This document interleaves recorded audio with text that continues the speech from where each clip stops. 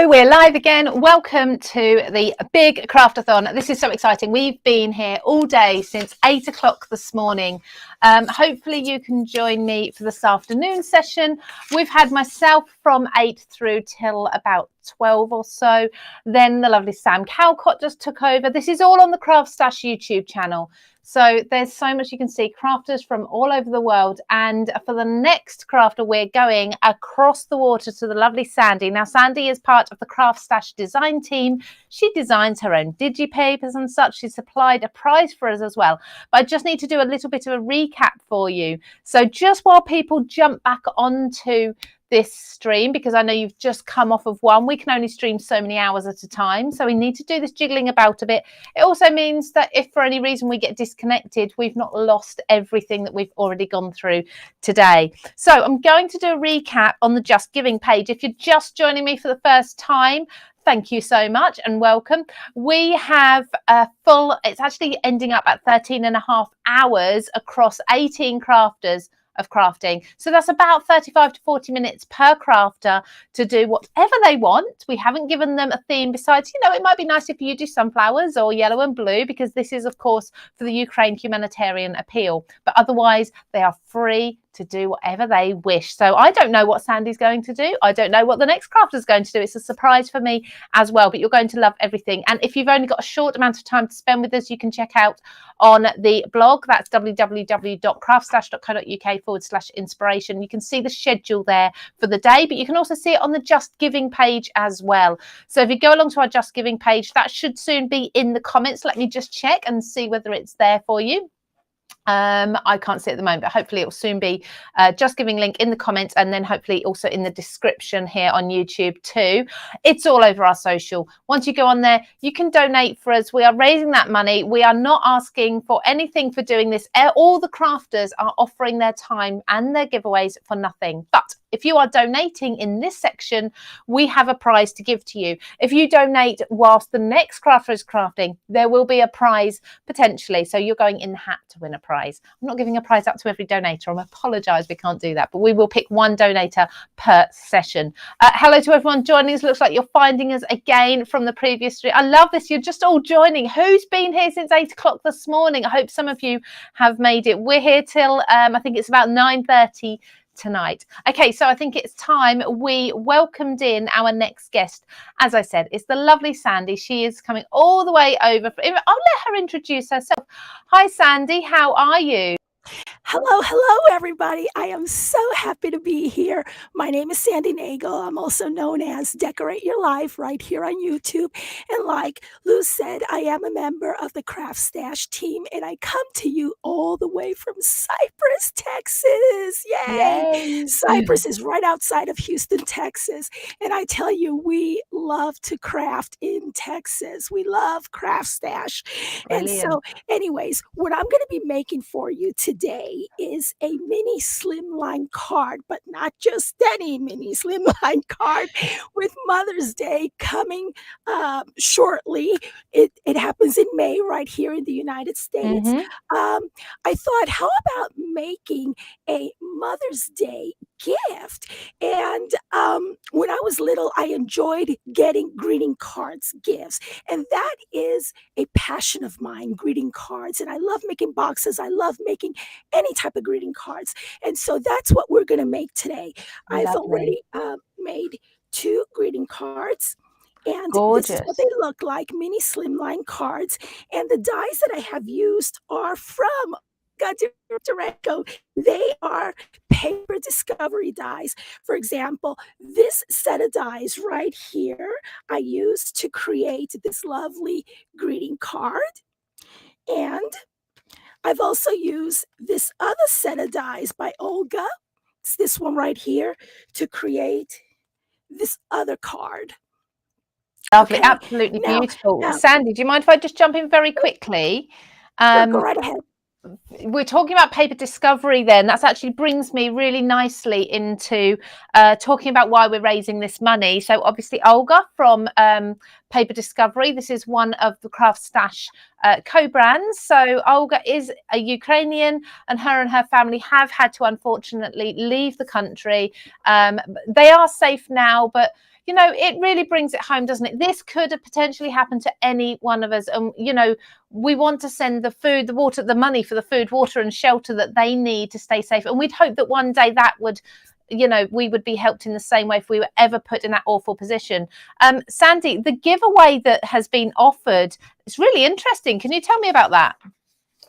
Okay, my $20 store credit to my website. I make digital papers, and as a matter of fact, I'm going to go ahead and show you as I speak the digital copies that we'll be launching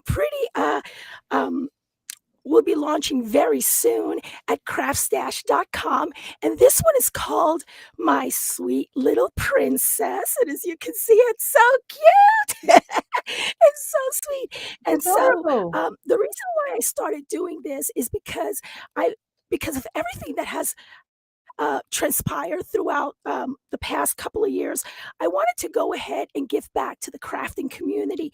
And my way to give back to the crafting community is by doing something that I love. And so that's why I began doing digital downloads, digital downloadable printable papers at an affordable price. So what giving away is a $20 store credit to my digital downloadable papers at decorateyourlife.com. Choose any type of combination that you want, and the files are yours, and you can print them for as long as you want. You just need a color printer or take them to your nearest Office Depot. I don't know if you know what's in Europe, but you know what I mean.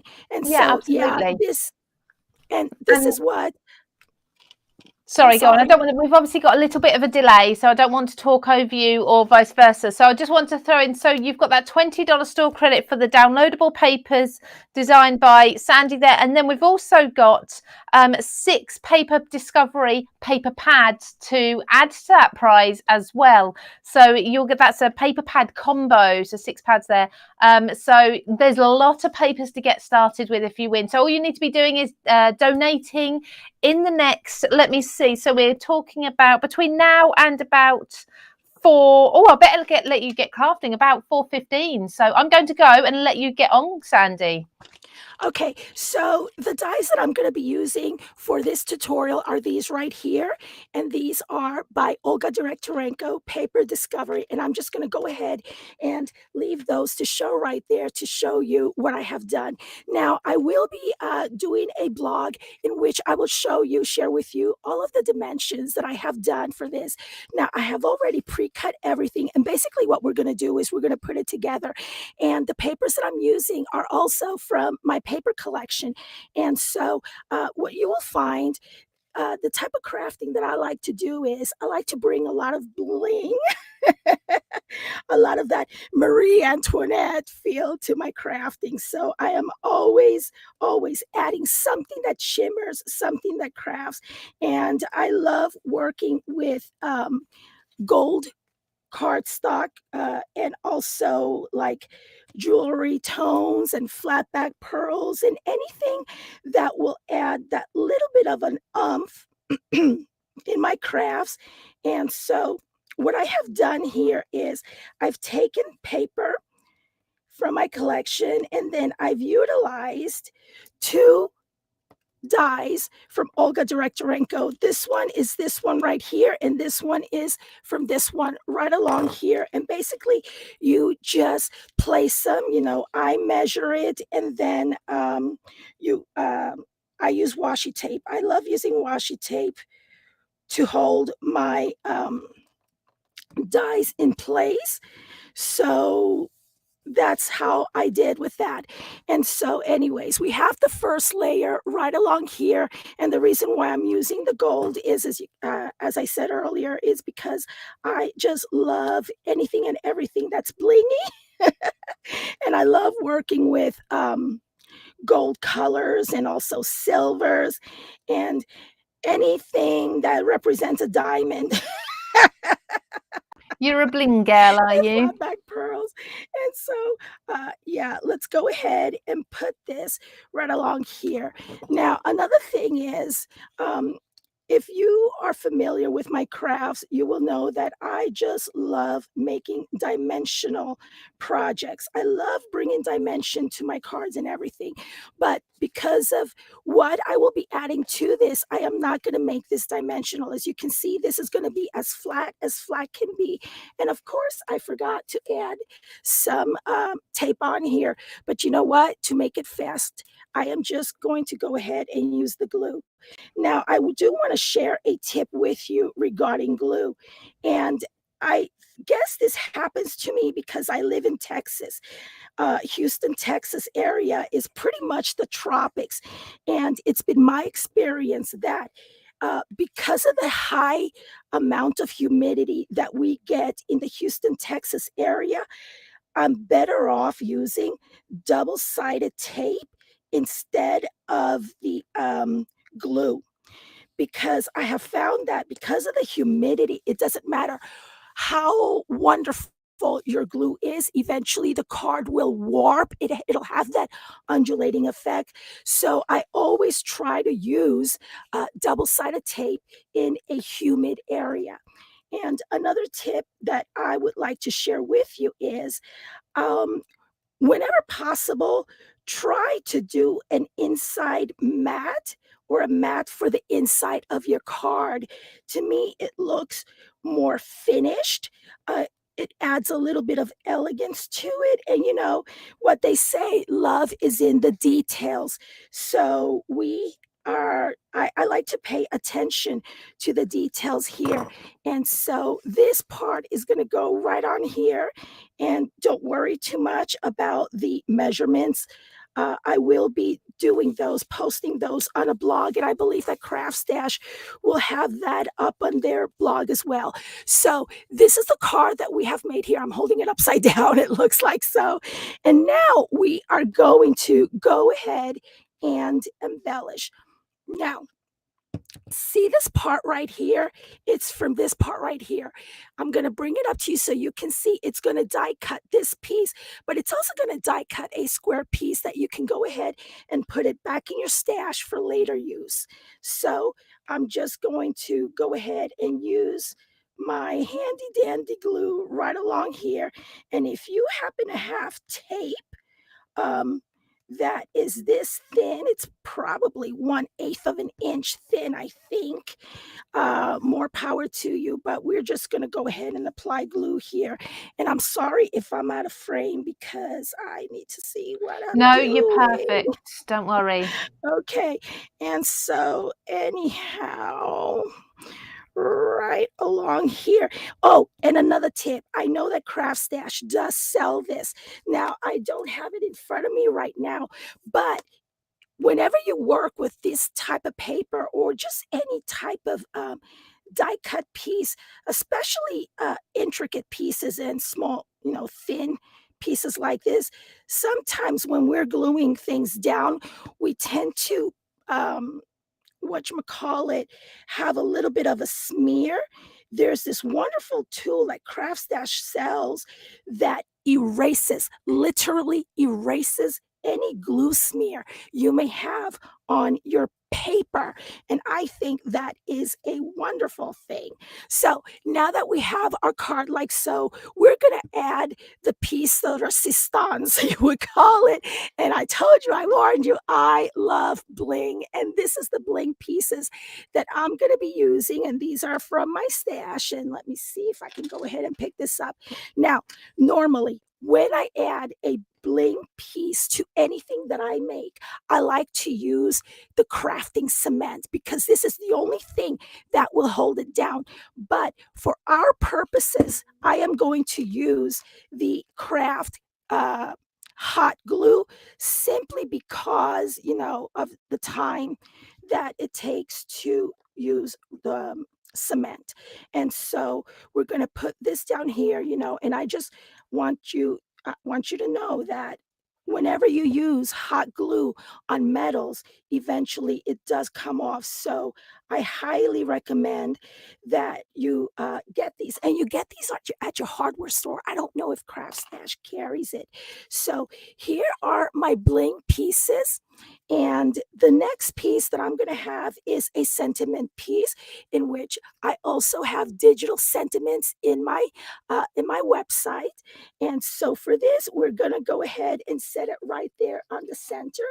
And I do want to add, make it a little bit dimensional here by adding a couple of foam dots or foam squares. And I tell you, whenever I find a sale on foam, I go ahead and get a bunch because I go through these like water. So here we go. And I love my picker-upper tool. This is a Spellbinder's tool-in-one, and I love to call it my picker-upper tool because it saves me. It saves so much time in doing so. Okay, so I'm going to go ahead and put this right along here. And I hope that it's straight. Let me see.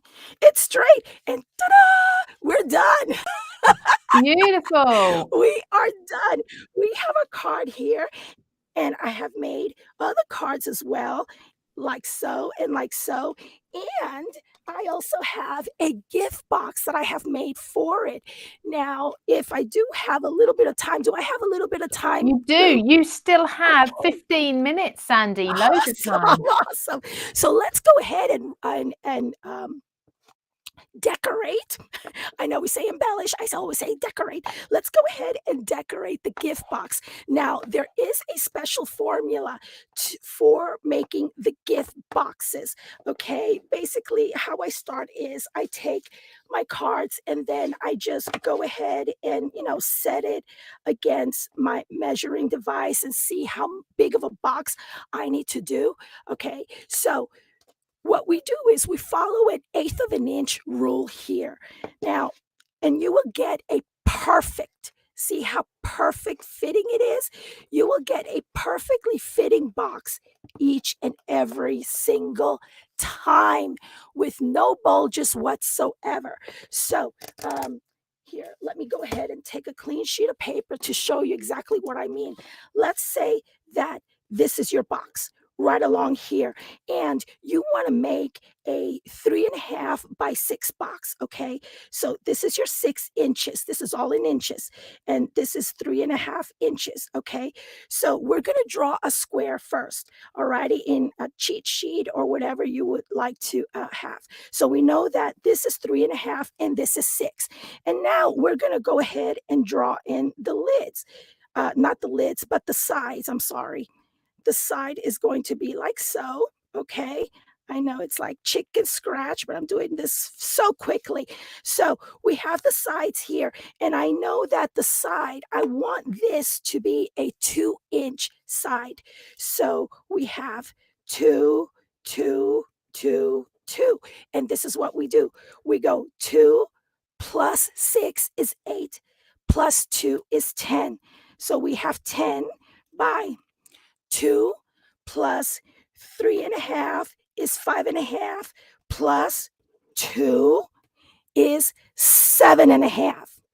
So with this formula, I know that I have to cut my paper to 10 by 7.5, and I score each side at 2 inches. That takes care of this part right here. Now, for the lid, we're always going to go 1/8 of an inch over. Remember, our box is 6 by 3.5. So now let me flip my notes over. So for the lid, we need and I've already done the measurements. I added 1/8 of an inch on the short side, and that gives me 3 5/8 by 6 1/8, because I've added 1/8 of an inch here. Now, I know that in order for me to be able to open this lid, I'm just going to do 1 inch right across here. So this is what we do. Once again, we draw a rectangle or square or whatever shape your box is going to be. And we have right along here, we have, 3 5/8 right along here, 3 5/8 right along here. Over here, we have 6 1/8, and this is 6 1/8. Once again, we draw our sides of the box that we know is 1 inch. We draw our sides of the box, and I'm a very visual learner, so this is why I'm always using cheat sheets to draw out my boxes and figure out the formula. We know that each lid is 1 inch, so I'm going to go 1 plus 3 5/8 is 4 5/8 plus 1 is 5 5/8. Okay, over here we go. Here, 1 plus 6 1/8 is 7 1/8, plus 1 is 8 1/8.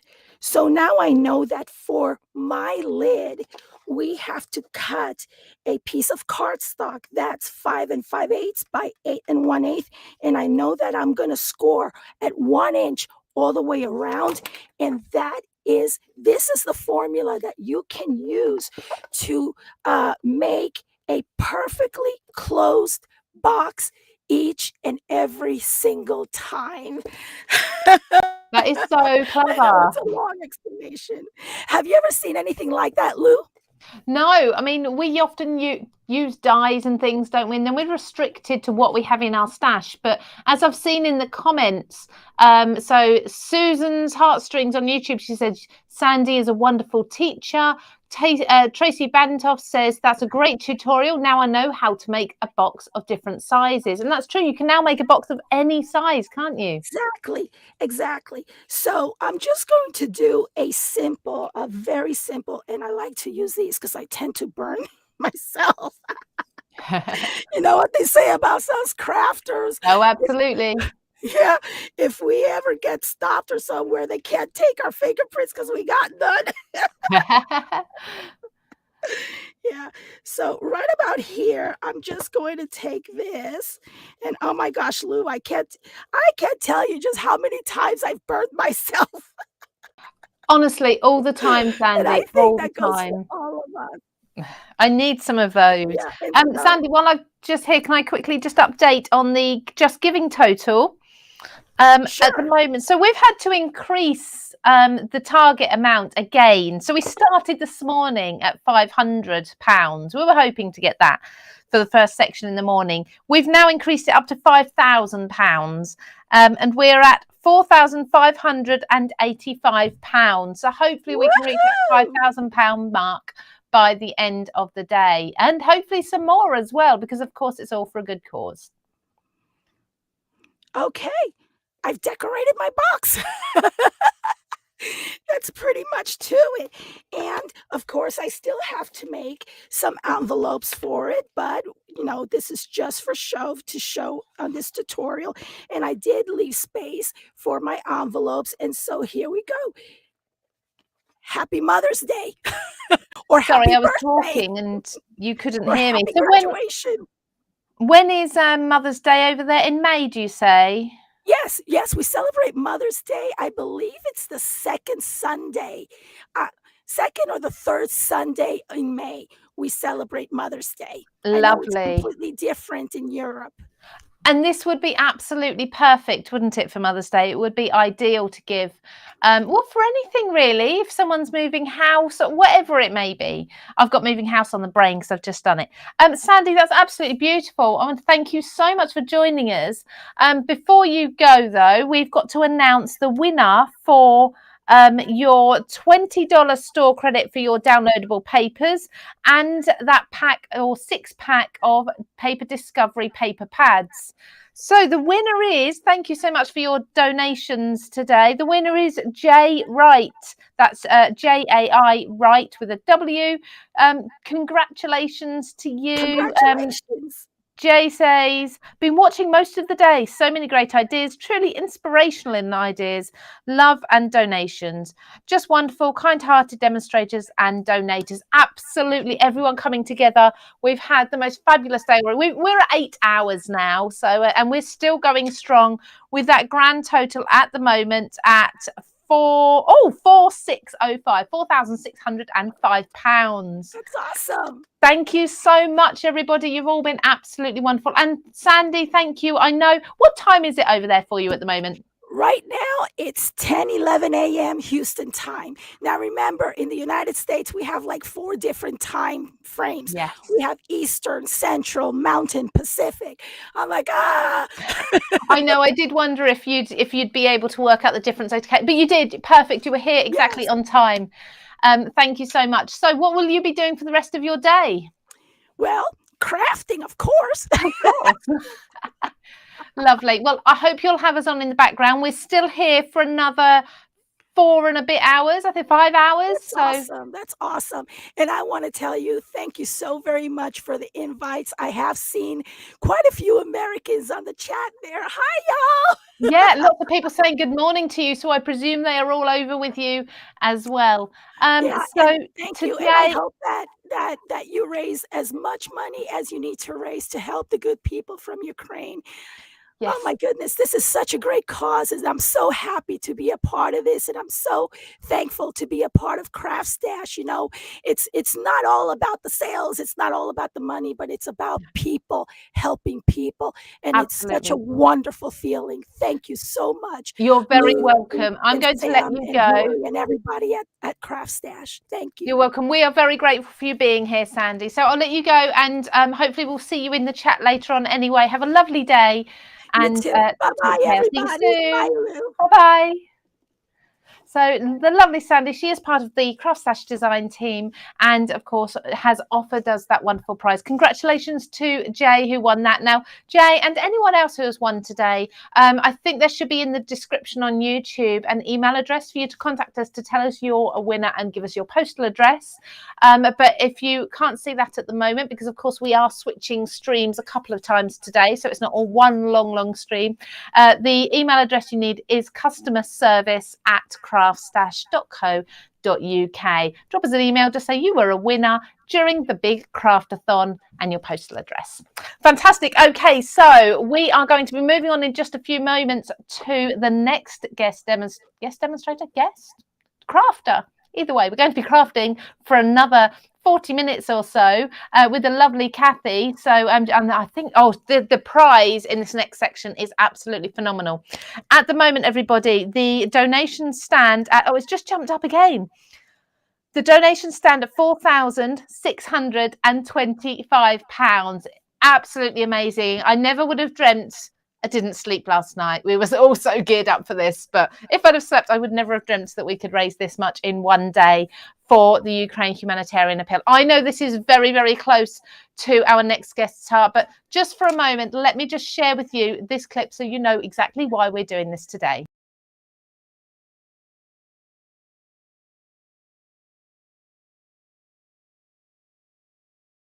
Thank you so much for joining us today in our big craftathon in aid of the DEC Ukraine Humanitarian Appeal.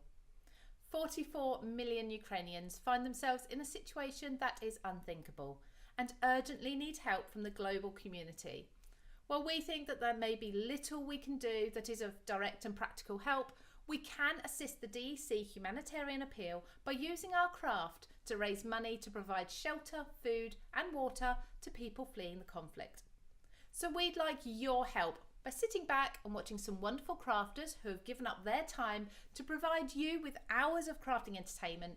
And all we ask in return is that you donate what you can via our Just Giving account so we can raise as much money as possible for this amazing humanitarian appeal. Just Giving is easy. Simply use the link provided to donate the amount you wish. You can pay by bank transfer, PayPal, credit or debit card or Apple Pay. And don't forget to tick the box for gift aid if you're a UK taxpayer. The crisis cannot have failed to move you as the news brings us harrowing scenes of what's happening both in Ukraine but also to the thousands of people forced to flee their country.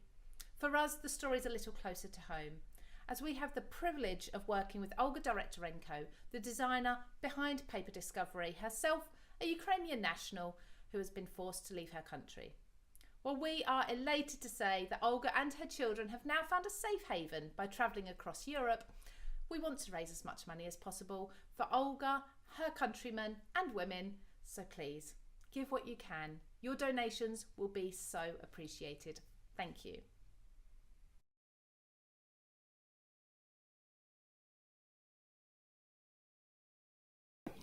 So yes, you are watching the Big Craftathon. Thank you so much for joining us. We did say initially 12 hours of non-stop crafting, but it's actually working out at more like 13 and a half hours in total. So we are thrilled to have you with us. We are still wide awake and still crafting along. We haven't stopped yet since 8 o'clock this morning, British summertime that is anyway. And our next guest, now I'm going to have a lovely chat with her before she gets crafting, because I know that this whole appeal is very, very close to her heart. So can you please welcome for me the lovely Kathy Andronicu to the Big Craftathon. Hello, Kathy. How are you? Hello, I hope you can hear me. Hello, everybody. Welcome to my craft room. And I just want to say a heartfelt thanks to absolutely every single one of you that's donating. I have friends that are still in Ukraine. So Roman, Yana, Tanya, Ekaterina, Bodan, if any of you are watching, my heart's going out to you, because I just can't believe what's happening there. I really can't. No, it's very touching when you think about all those people, all those friends, and what they're going through. You can't help but get emotional. But today is a happy day because we are raising so much money. So far, Kathy, I don't know if you've heard while you were waiting in our little green room there.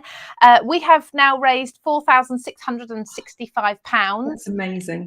That's since 8 o'clock. Crafters are wonderful, wonderful people. You're so generous, and not just the crafters that are donating. So crafters like yourself, Kathy, you're giving up your time to do this, to help raise the money, but you're also offering a fantastic prize. Hey! So I'm happy. It's not me personally. It is the whole Chameleon team have sort of said, look, I approached them and said, look, we're doing this wonderful craft along, and I wanted us to give something to somebody. So we're going to give away one of the 22 pen sets of Chameleon pens, and you can sort of decorate it yourself. This is my own one, and so you can sort of see that's what we're going to be giving away in this hour as well. Fantastic. For somebody that donates. And so I understand that prize is worth almost £90 in total if you were to go and buy that. Absolutely amazing. Thank you so much for that, and thank you to Chameleon as well. I'm a big fan of Chameleon. As you know, I've done work for them on their blogs and such as well. Fantastic company, and obviously very generous, as are you. What are you going to be doing for us today, Kathy? I've got so many things I want to share, so I really want to crack on and sort of absolutely. Do you need a moment? New technique. Okay, exciting. And then I've got a couple of other things, because I thought, what if I don't have enough here? So I've done loads. So we're just perfect. Okay. See how much we can get through in this session. So we've got just over half an hour. So do you need time to turn your cameras over? Yeah. So let me. Lovely. I will just pop myself in shot so it looks all nice and smooth, and we look like complete professionals. Okay, you can hopefully see what we've got here. So what I've done is I've done a little bit of prep beforehand. So I've got a piece of black card, and I've got a penny black stamp, which is a really old one called Red Star Cling Stamp. Now, I'm just using some of my old stash, because sometimes it's nice just to use something old, but this is a solid stamp, so it sort of gives quite a solid image. And what I'm going to do is I'm going to colour using alcohol pens on black card.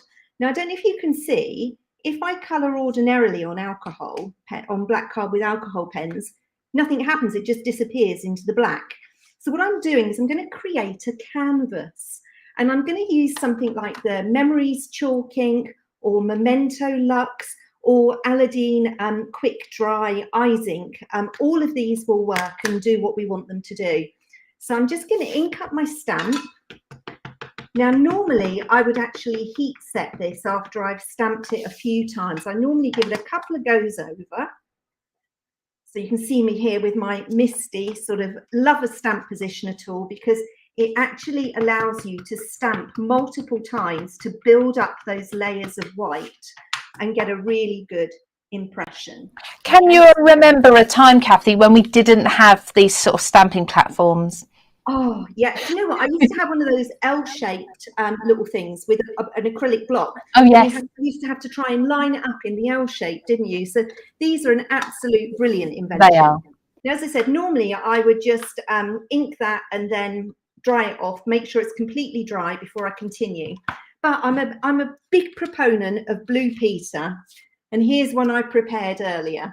Okay. We love a blue Peter. So I'm going to pop down the list of what I'm using here as well down the side, so that if anyone wants to use any of the bits and pieces, or if they've got them in their stash and wants to use them, then they can do so. So I've mounted this onto a piece of yellow card because it just saves time. I don't think you need me to teach you how to just put a piece of black card onto a piece of yellow card. So what I'm going to do is I'm going to use my Chameleon alcohol pens. Now you saw just now that, you know, if you colour with them, nothing happens. So I'm using the YG3, and I'm just using it as an ordinary alcohol pen. And I'm not even going to worry about whether I go over the lines or anything. I'm just going to colour. And you can see how that green starts to pop in there. So you this really is how I can get the colour to appear on my thing. It's amazing. And it's so quick and easy to do. I just love things that are easy and quick and don't require any effort at all.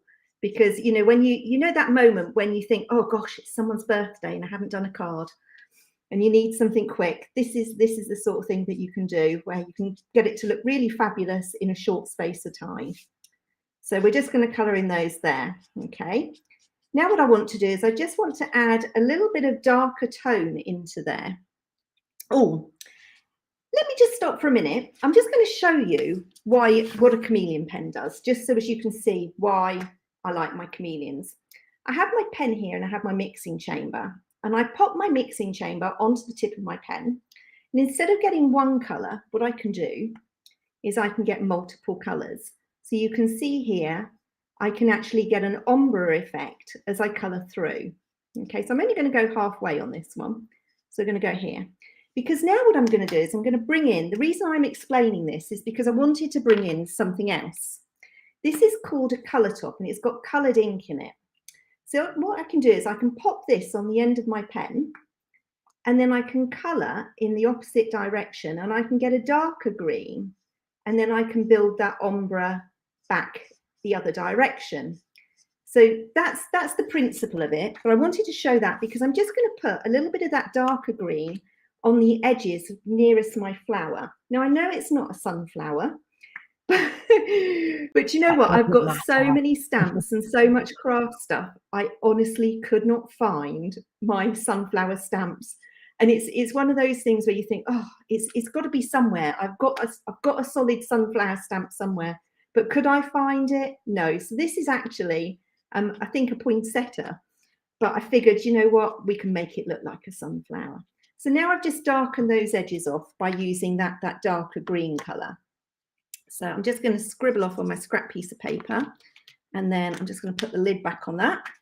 Now what I'm going to do is I'm going to colour in my main flower. And again, really simple, no skill required. I'm just going to colour down through really super quickly on here. And you can see how that colour really pops now against the black. Now, I did find that when I did this with the Memento Luxe ink, it actually created almost like a glossy surface, whereas this is more of a chalky surface. So depending on which ink you use, it will actually impact the final result of how your alcohol ink colouring will look. So my advice is to try it with, you know, the different types of inks and of ink pads, and see which ones, you know, give you what you want as the best sort of finish on there. So just colour that down through. And as I say, I'm doing this super quickly because I really want to show you lots of stuff. That's great. So, but I'm guessing, although you're doing that quickly, it doesn't matter if you're going over the edges because you just won't see the ink on the black. I know. I haven't even had to put my glasses on, Lou, for this one. I have today, I'm afraid. Oh, it sure is. So we've sort of done that now, and I'm just going to sort of colour in the centre bit. Now what I'm going to do is I'm going to take in my orange colour top. I'm going to pop that on to my pen. Now, none of this is damaging my pen at all. It's not causing any problems. So I can just sort of go in and flick in some orange here and just blend that out. And the more I sort of go into that edge, the more I'm going to blend it out. So, Kathy, does the white ink underneath, that doesn't react with the pen ink at all?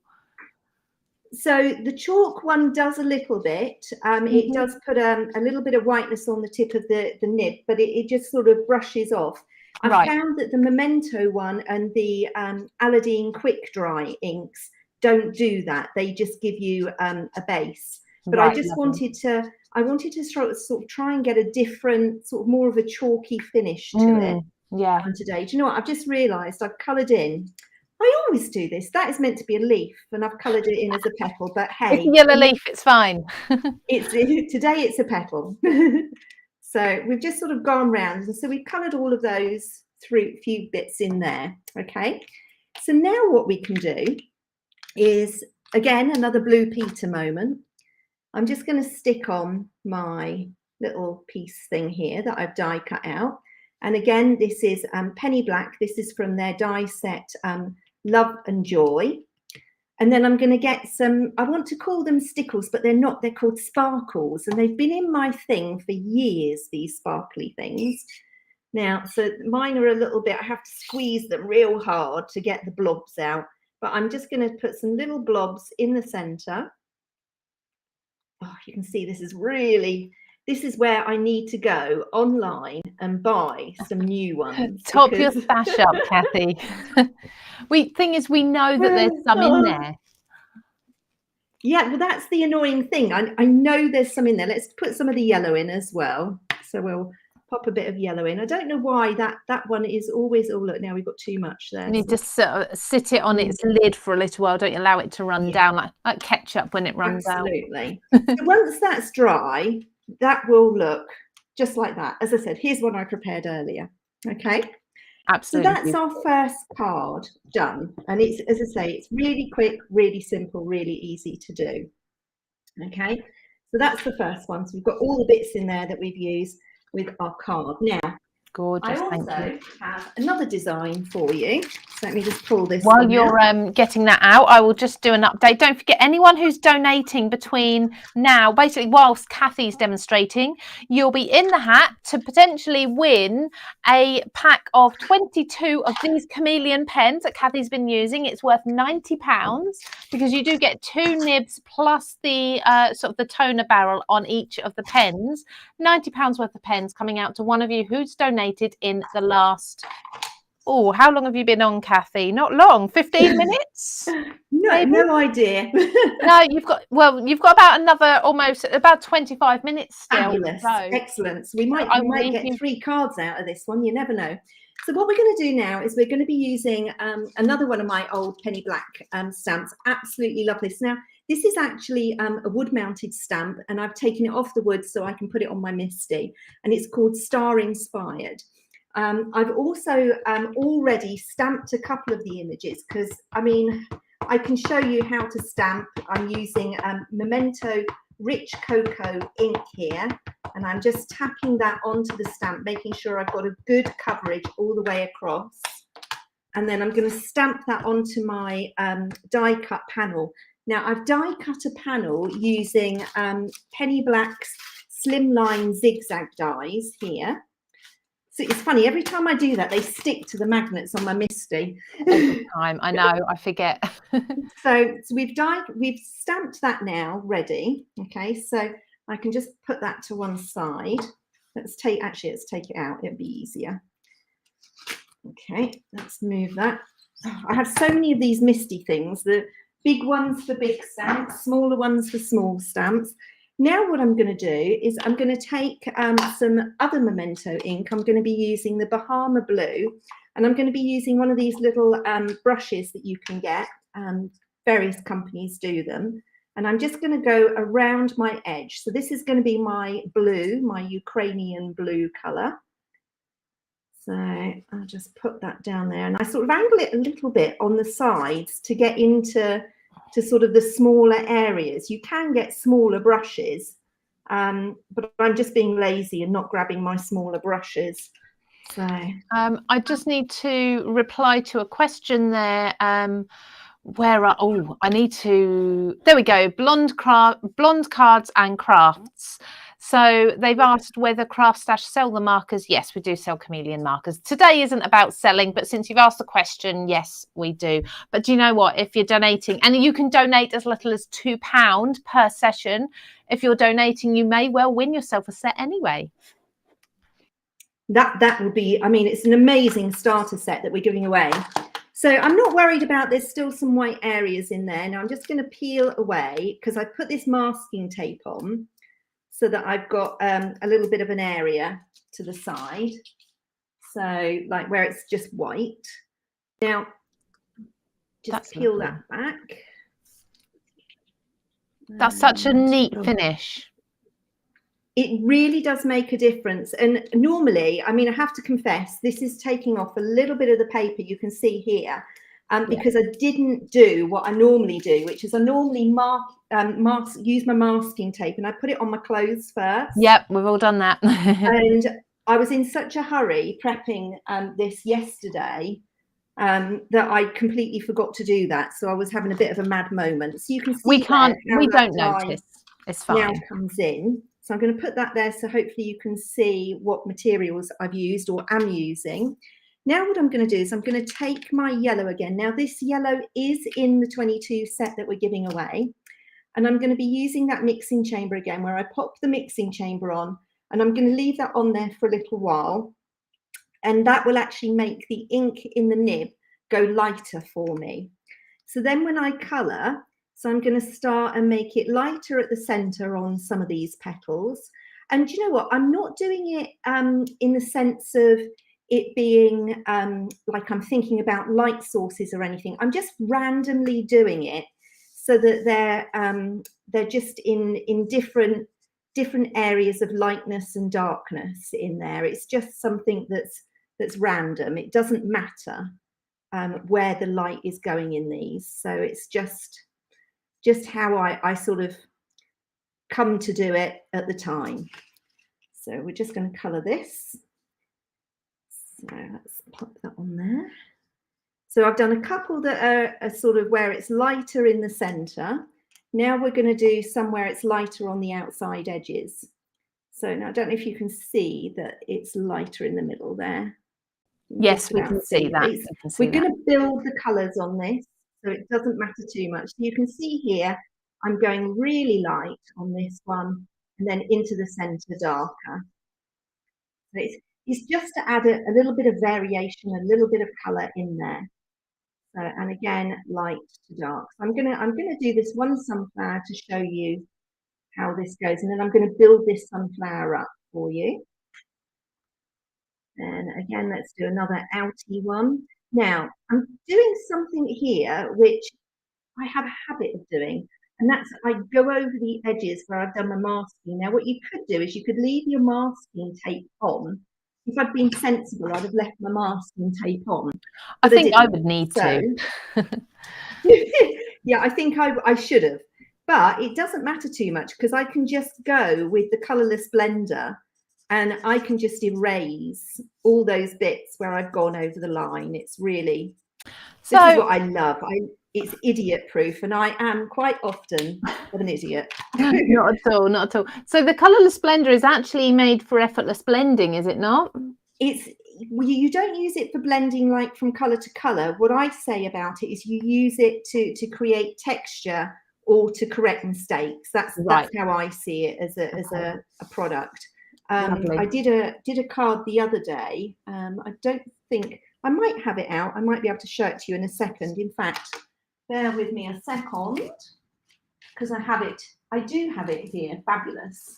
So this one, you can see I've used the Colorless Blender just to get into those lighter bits there. That's a stunning image. So that's what I would use the Colorless Blender for. Thank you. So yeah, so that's how I would do that. Now let's go the other way. Let's do some darker ones. Now this looks pretty, it just looks a bit meh at the moment. Okay, so but please bear with me because it's one of those where you have to build it. You have to sort of make it look a bit different. So let's take that out there. So it will develop, I promise you. So we don't doubt you at all, Kathy. it's when you're doing stuff and you sort of think, oh, do you know what, this everything, until you get to the very end, sometimes things just they don't come together, do they? As you're doing it, you sort of think, oh yeah, that's okay, but it's, you know, it's not amazing. Absolutely. Absolutely. No, we're all exactly the same. And do you know what, persevere. We think with projects when they're like that, I don't think I've ever actually thrown a project away. I've always, if anything, I may have put it aside and gone back to it later, but I don't think I've ever thrown one away, because it can always be worked on and will improve. And you can always, I mean, do you know what, I was doing a card the other day and it just wasn't going how I wanted it to. And so I thought, oh, what can I do to make this work? And then I had this sort of thought, and I thought, do you know what? I've got some of that pearly from Aladdin in my thing. I'm going to literally, everything that I've done so far looks awful. So I'm going to cover it with the pearly and add texture and make it sort of, give it some depth to it and sort of build layers of texture.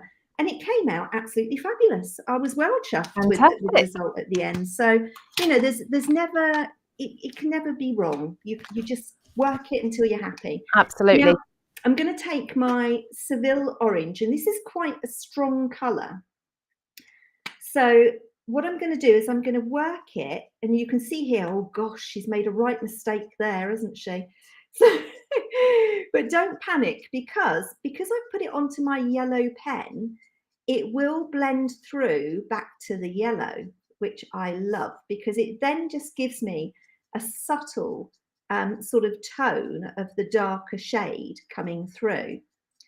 So I can just do this. Now, would you believe, Lou, all these bits of paper that I've been using so far today, I heard someone saying that they keep all their scraps. Yes. And I actually have boxes with scrap paper, and I was so chuffed today because every demo I've done has been using a piece of paper from my scrap box. Brilliant.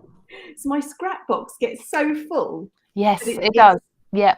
It's fit to burst. It really is. For me, as soon as a piece of paper is smaller than A5, it goes into my scraps box. Yeah. Anything bigger goes into back into the shelving as such. Yeah. So and it's really nice. It's really satisfying when you actually find you can use up some of those scraps, because my white scrap box gets really quite full quite quickly. Especially if I'm having to do sort of, you know, particular projects where I need bigger sheets of paper, and I just sort of have these little bits left over, like one little strip. So so you can see here how that really strong orange is now blending out and giving us more, almost sort of more shape to the central part there of the flower. It's looking stunning. It really is. But it's so easy. I've only used one pen, one top, and one colour top and one blending top on here, just to get those effects so effectively. So you can see we're just sort of, so I'm not, you know, I'm not being too fussy with it. It doesn't contaminate my pen at all. Then what I'm going to do is I'm going to go in with, I'm going to use cinnamon. And again, I'm going to pop my mixing chamber on, because I want it light around the outside and then darker as I go into the middle. So this one I'm going to do in sections, because it's quite a strong colour. I'm just going to work in little sections. You can do the fuse for longer and work bigger sections, but I just find I just want to get a more of an uneven sort of blend going through. So I just want to add all those extra sort of shades and textures in there. Lovely. And of course, the centre of a sunflower has a lot of texture, doesn't it? It does. In there. We're currently on £4,810. Wow. Oh, thank you so much, everybody. It's amazing. You have no idea how much it means.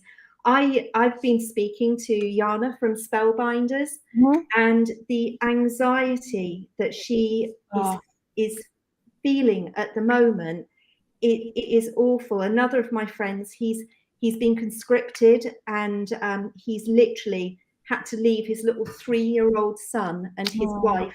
He's moved them to the border with Poland so that they're nearer in case things get bad. And it's just heartbreaking to hear that what they're going through. And I feel so helpless. I feel there's nothing I can do to sort of help ease their pain.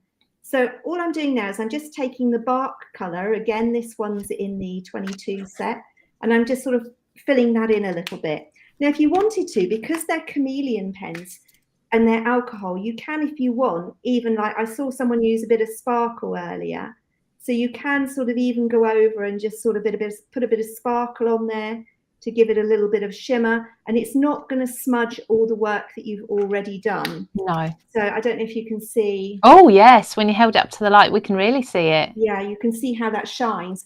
So I'm going to put that to one because I'm not going to colour in. You've seen me colour in one flower. Yeah. We're now going to do something a little bit different because I want to make sure I give you as many tips and different things as possible during this. I love this. I'm learning so much. So I've taken a die cut of the it's from the Love and Joy, and I've taken Peace, and I'm just going to put half and half because I don't want green. Okay, no.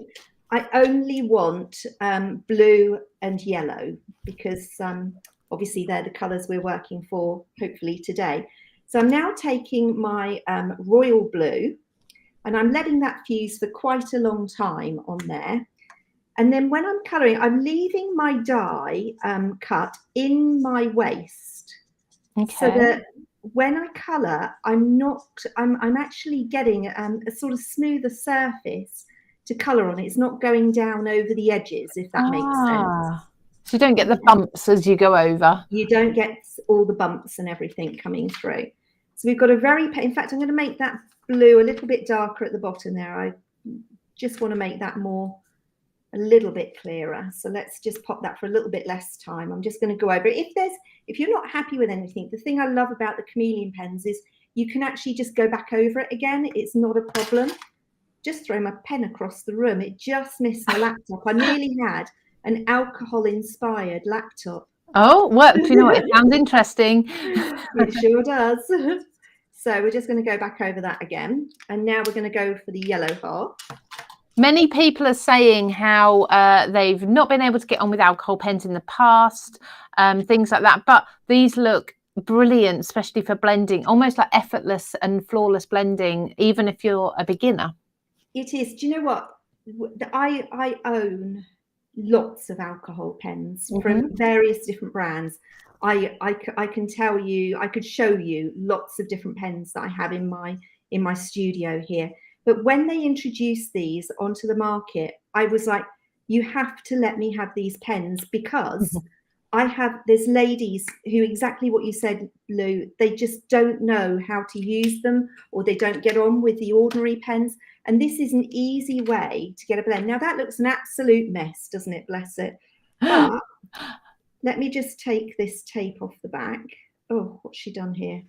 I don't know. Hang on. Bear with me a moment. I'd love to know who uses alcohol colouring, because I think there's a bit of a divide, Kathy, and I might be wrong. So I want to see, are you in general an alcohol ink, alcohol pen person, or are you in general a water-based water pen, watercolour person? I think most crafters would be one of each. So I'd be interested to know it. Just let us know in the comments which you tend to veer to. And I'd imagine many of the previously water-based people would see these pens and think, do you know what? I need to try those. Yeah, because it's so easy. In fact, it almost gives like a watercolory effect, I think. It gives a watercolory printed effect. Now you can see here, I've just done my piece, and I've taken a bit of vellum, and I've used one of those tearing rulers to get like a deckled edge on it. And then what I'll do is I'll pop that around there, and then I'm going to place that on my card. But before I do, there's one other thing I want to show you with the alcohol pens, is this. I've got my pearls here, and I can take, let's take the yellow, mellow yellow. Let's do a mellow yellow. And I'm just going to colour in my pearls. Of course you can, yeah, because it's alcohol.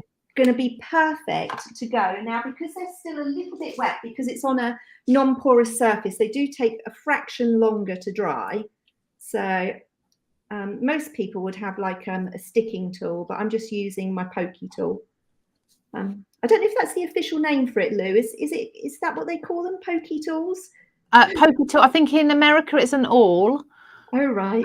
But yeah, for me, it's a pokey tool. Yeah. Or what did so Sandy in the last section, she called it a picker-upper tool. Oh, a picker-upper. I was watching, actually. I've been watching all day. So you pop that around there, and then you then have your piece card all made up there. Okay. Gorgeous. So that's our second one done. Now, so I thought, do we have a bit of time left over? You still have another 10 minutes. Oh, fabulous. Because she's so happy with that. Last week I said to my husband, I said, oh darling, I said, you bought me a birthday present. Oh, did he sound surprised by that? I think he was like, oh, okay. I didn't tell him how much the birthday present cost him, but he bought me a birthday present. But I went on a bit of a shopping spree, and it was after watching you, Lou. It's your fault entirely. I was going to say, I recognise those butterflies. Yeah, I thought you might, because they arrived this morning. So I've got the Mariposa lovely dies here. So I thought, do you know what? I've got a scrap. This was a leftover sort of blank in my stash of things.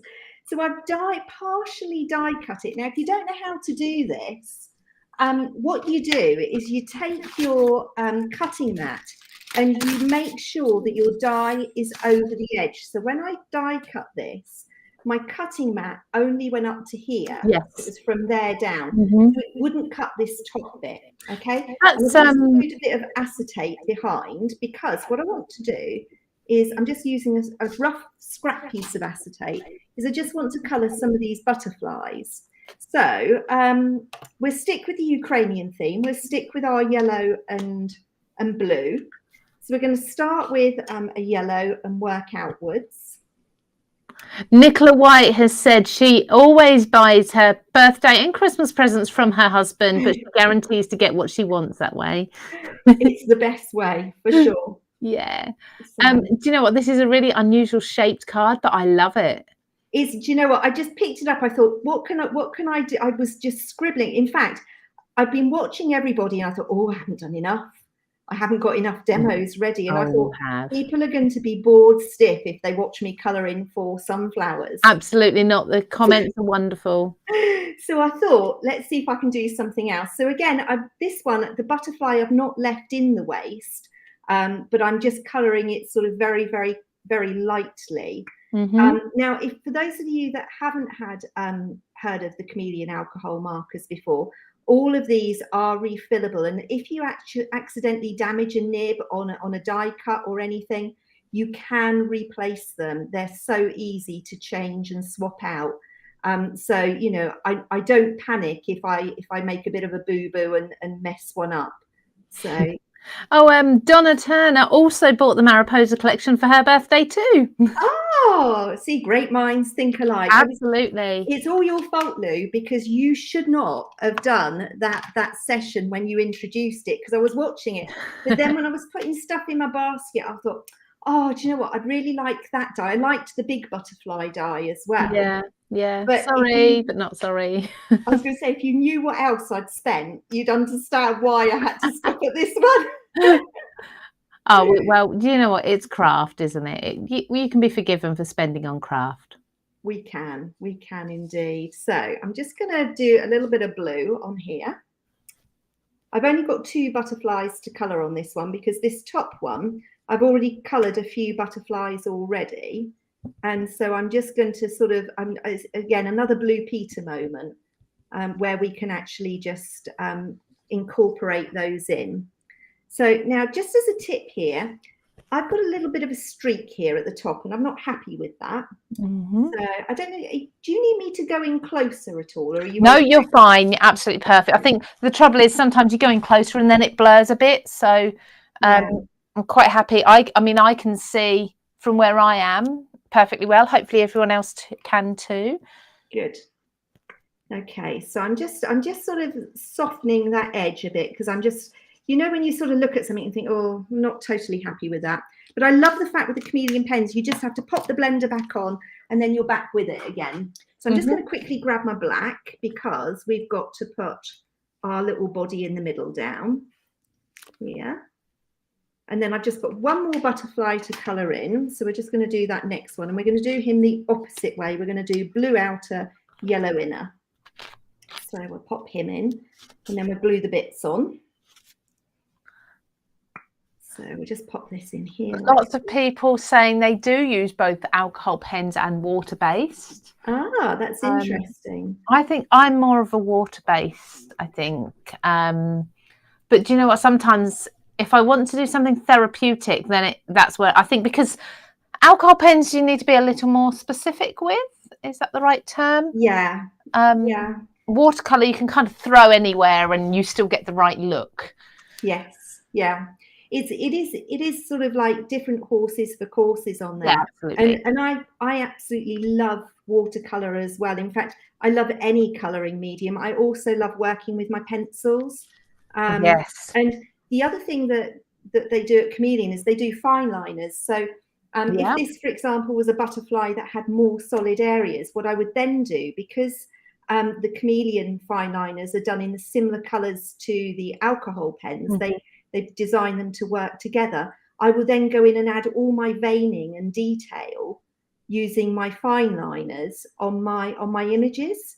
So you know, it works really well that way. So I love those fine liners too. Colouring in this second butterfly and just sort of pulling that through. So I've just got a little bit of yellow to do on him, and then we're going to start constructing this. This was literally thrown together whilst you were watching box making. Well, that was super quick then. So I literally thought, oh gosh, what can I do? Because I haven't got enough. So I thought, yep, this will do. We'll just do, because I just wanted to play, because it came through the letterbox today, and you know what it's like when you've got new toys to play with. You just have to play, don't you? Oh, absolutely, definitely. I'm a bit impatient. I say that's the biggest understatement ever. I am the most impatient person ever, and if I've got something there, I do need to get it out straight away. Regardless, I'll stay up till midnight if I have to.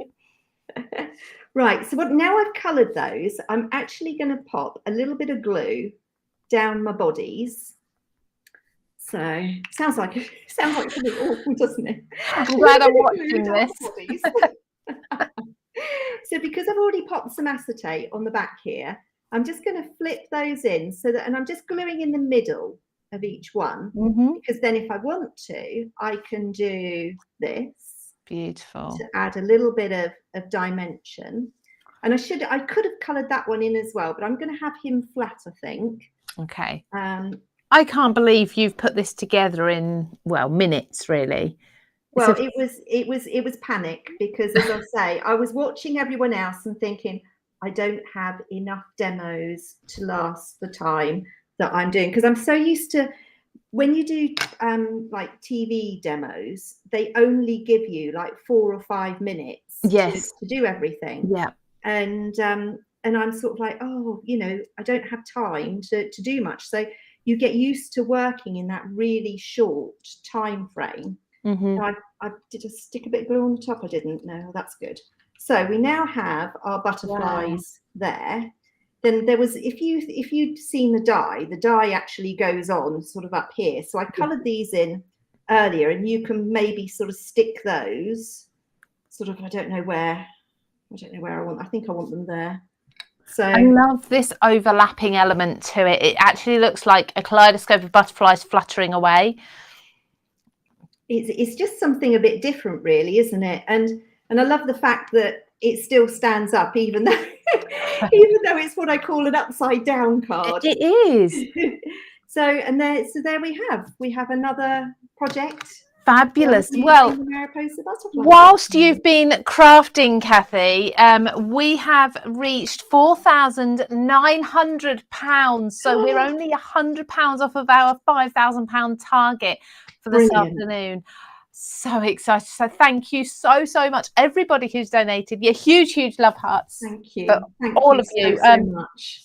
You're all amazing, absolutely amazing. Now I know many of you are doing small amounts throughout the day to be in with the chance of winning prizes. Some of you were just donating large amounts. I saw someone earlier donated £100. We're like, who's that? Who's that? Thinking it's someone we knew. It was a crafter. It was just a crafter being extremely generous.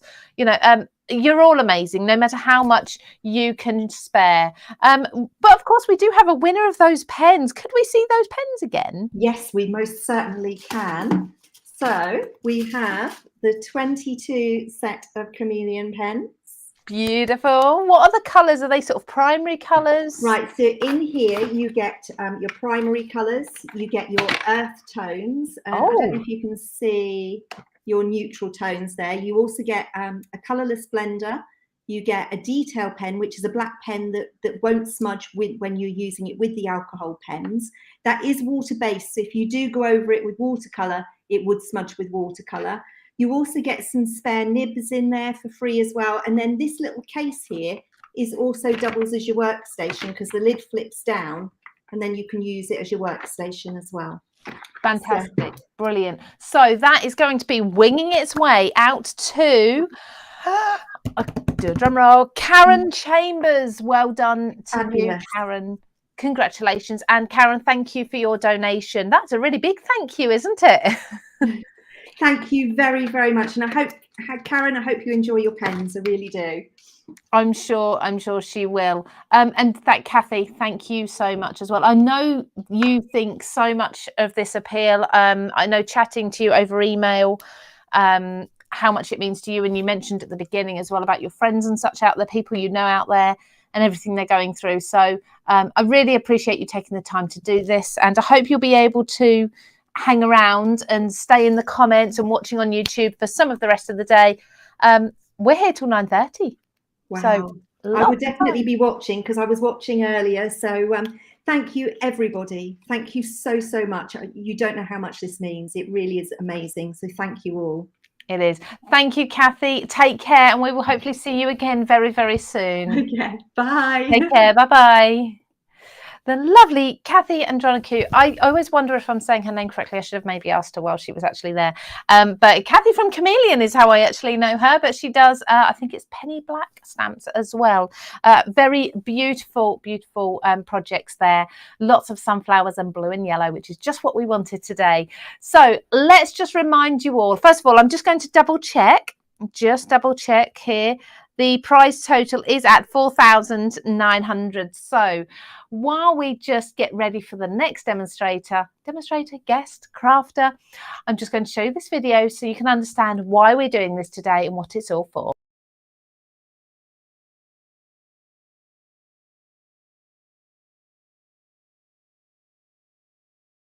Thank you so much for joining us today in our big craftathon in aid of the DEC Ukraine Humanitarian Appeal.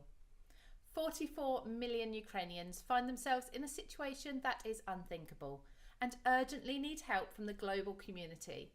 While we think that there may be little we can do that is of direct and practical help, we can assist the DEC Humanitarian Appeal by using our craft to raise money to provide shelter, food and water to people fleeing the conflict. So we'd like your help by sitting back and watching some wonderful crafters who have given up their time to provide you with hours of crafting entertainment. And all we ask in return is that you donate what you can via our Just Giving account so we can raise as much money as possible for this amazing humanitarian appeal. Just Giving is easy. Simply use the link provided to donate the amount you wish. You can pay by bank transfer, PayPal, credit or debit card or Apple Pay. And don't forget to tick the box for gift aid if you're a UK taxpayer. The crisis cannot have failed to move you as the news brings us harrowing scenes of what's happening both in Ukraine but also to the thousands of people forced to flee their country.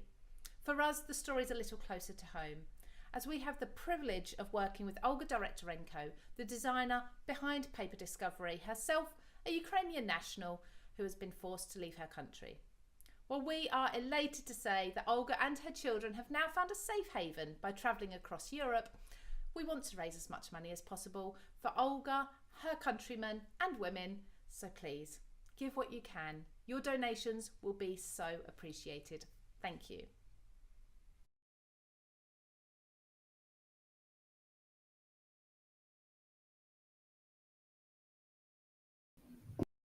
Nearly played again then. Thank you so much for joining us, everybody. Really thrilled to have you here. We have raised so much money today. When we first started this morning, we set the target at £500, and we were being quite hopeful that we would get that in the first 2 hours. We thought, why not aim high? Within 40 minutes, we had reached £500. After 2 hours, we'd well surpassed £1,000. It's been a roller coaster of a day. Honestly, you've got the emotion of everything that's happening out there, all being brought to the forefront today, all feeling absolutely terrible and helpless for everything that's happening in the Ukraine. But on the other hand, the amazing job that all of our crafters are doing, and you as donators are doing as well, and the money that we are raising is just phenomenal. I am just going to double check that amount once more, and yeah, we're still on 4,900. Now, someone who's been helping me today is a lovely Sam Calcott. Now, I'm just going to bring Sam on for a moment because we have another guest lined up who's just having trouble connecting, but hopefully we can go to them in a moment. So what we're going to do is use Sam as a stopgap because we promised you 13 and a half hours of crafting. So we're just going to jump on, have a chat with Sam and see what she's crafting, because I know she's been crafting between hosting. So see what she's doing. And then if our guest joins, which I think they should do in about 5 minutes, then we'll jump straight to them. So it never goes smoothly when you have 18 crafters joining live during the day. But do you know what? Never mind. Sam, hello. How are you? Hiya. Hello. So what have you been doing between hosting? I've been preparing for a blog hop that I'm going to be participating in, but I couldn't really share that. So no. I saw that this was maybe going to happen. So I quickly grabbed this, which was a demo for a TV, but it's kind of got the blues and yellows. So I thought we could use this. Absolutely perfect. I will let you may as well carry on crafting. I've not got anything on my craft desk today at the moment, not since the marbling. It took me a while to get my hands clean. Not marbling, paint pouring. But well, I think the next people are going to be joining us in about 10 minutes. So I'll see how much I can get done. But this is a twist and pop card, so I'm going to start putting it together. Fabulous. I'm going to go off screen and allow you to take over for a few minutes though. Then. All right then. So fortunately, this is already, again, when you're doing anything TV, then you kind of have to have almost more stuff prepared because you never know what's going to happen. So I already have twist and pop tutorials on the channel. So I'm not really going to talk too much about, what bits I'm using and stuff, but we can just kind of chat. Lou can come in if there's any questions, and I'm going to put this card together. So this is using the 6x6 twist and pop die set that I have, and using the Garden Delights. It's a really nice one, but I was thinking, oh no, what have I got that's quickly blue and yellow? And I think this one's actually quite good. So I'm going to just start layering up the inside of the cards. This is a 6x6 card blank because you need to get this all kind of ready first. And then I've got, this is just embossed with my dragonfly. I was going to ink it up, but I will get that down now because I might be able to get this card finished if my glue. Can you imagine if you actually managed to finish a whole card demo before the next guest joins us? That's like an additional extra for everybody. It's also unheard of me to do that. So you never know. So we've got lots of messages coming through. Deborah Merchant says, love you, Sam. This makes me happy. Do you know what? I was thinking about this. 13 and a half hours. Non-stop live crafting. There had to be one or two little hiccups, didn't there? We had to have them, but I think we've done pretty well today. Yeah, I'm on my 4th coffee, so I've just literally got that in my big parrot. I love that cup there. So yeah, I'm going all right. Doing good. Feeling really positive. Fabulous. Well, this is just a little what's the word? Bonus project for you all while we wait for the next person. So sadly, it does mean that we're going to have to skimp on time for the next people. But, all in the name of keeping to schedule for you so that we end at the right time, and everybody's obviously coming in at a set time and such. So it's been fun planning all this, hasn't it? I'm loving it. Let's see, what are we on again? What was the total? Right, so we were on 4,900. Let me just check. Oh, £4,924. So we are £76 off of our £5,000 mark that we're hoping to get next. And to think this morning we were sort of at, should we see if we can get 500? I know. How amazing. And we kind of set, really, we did think £3,000. Yeah, that's a good amount. For the whole day. £3,000. Yeah. For the whole thing. And here we are, nearly 5 is just amazing. Brilliant. So have you got a favourite demonstration from the day so far? Oh gosh, let me think back. A bit rude, isn't it? Should I ask that? No, I'm just trying to think who. I must admit, I did really love Sheena's technique that she was doing with that that beautiful flower. I thought that was really clever. I was hosting that and I was so mesmerised. I forgot that I had to now and then pop in and check the totals and things. I thought that was brilliant. Picked up lots of tips, a few tips from John's video, which I really liked. Yes. And just all the doodling and stuff, Lou Sims and Lou Withers, all of their kind of things that they were doing was lovely as well. So everyone's been fantastic. And it's very different. It's been quite a lot. And it's just been lots of fun. And I just love Kathy as well, what she just did. Oh, Kathy is amazing. She's very humble as well. So she should be a little more out there, but she's not. She's so quiet and humble. She's lovely. Okay. This is speedy crafting, isn't it? Just, I'm not even telling people what I'm doing. I mean, they're literally just having to watch. But then if you've got the twist and pops and you've seen this style, then you know what to do. Just make sure everything opens the right way. And I'll take a photo of it because I can always finish this, whilst when the other crafters come in, and I can finish it and I'll share a picture on my social and stuff. Of course, absolutely. Get that all stuck down. I think you've probably still got a few more minutes anyway. So that's all right. We've got some decorations. So I've cut this piece. This is from one of my paper pads. So I think I'll do it as a 10 fold. It's your day. So I get that one stuck down and then I can add in all of the other bits there. But I'm literally down to the last bit of my glue, so I'll fill that up in a minute. So do you have a really big bottle that you fill it up from? Yes, I've actually got 3 bottles. So I've got the big one, where the big 1 litre, and I decant it into that, and then I decant down again into that size, so when I need it for any other smaller areas and stuff. So do you know what, I had a massive thunderstorm here earlier and it's now cleared and it's bright sunshine. I'm thinking, God, it's hot, I need to open the window. I hate that. Yeah, you do. You get that really kind of humid stage, don't you? It was very warm last night as well.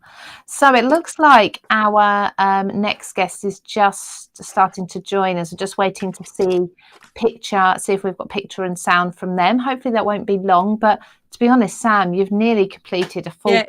The glue's still a bit wet in that corner, so I didn't really want to but you know, again, these are great fun cards. You can do anything with these. And then these are all the lovely little gardening tools, and I love the wheelbarrow. I actually put the Nuvo drops on it earlier, and I just filled it with all the plants and stuff. It's so cute, and the little ladybug there as well. So you did all this was it for a TV demonstration? Yeah, it was when we launched Twist and Pop. So I've had it for a long time. I keep them all because, again, you never know when you're going to need them. Absolutely. So, there we go. Gorgeous. We're just waiting for cameras to be sorted out, so definitely we can see those embellishments being put on. Okay, perfect. I will carry on with these bits. So we've got our wheelbarrow. I'm only going to stick half of this on because I'm going to cut the other bit off. So I'm going to try.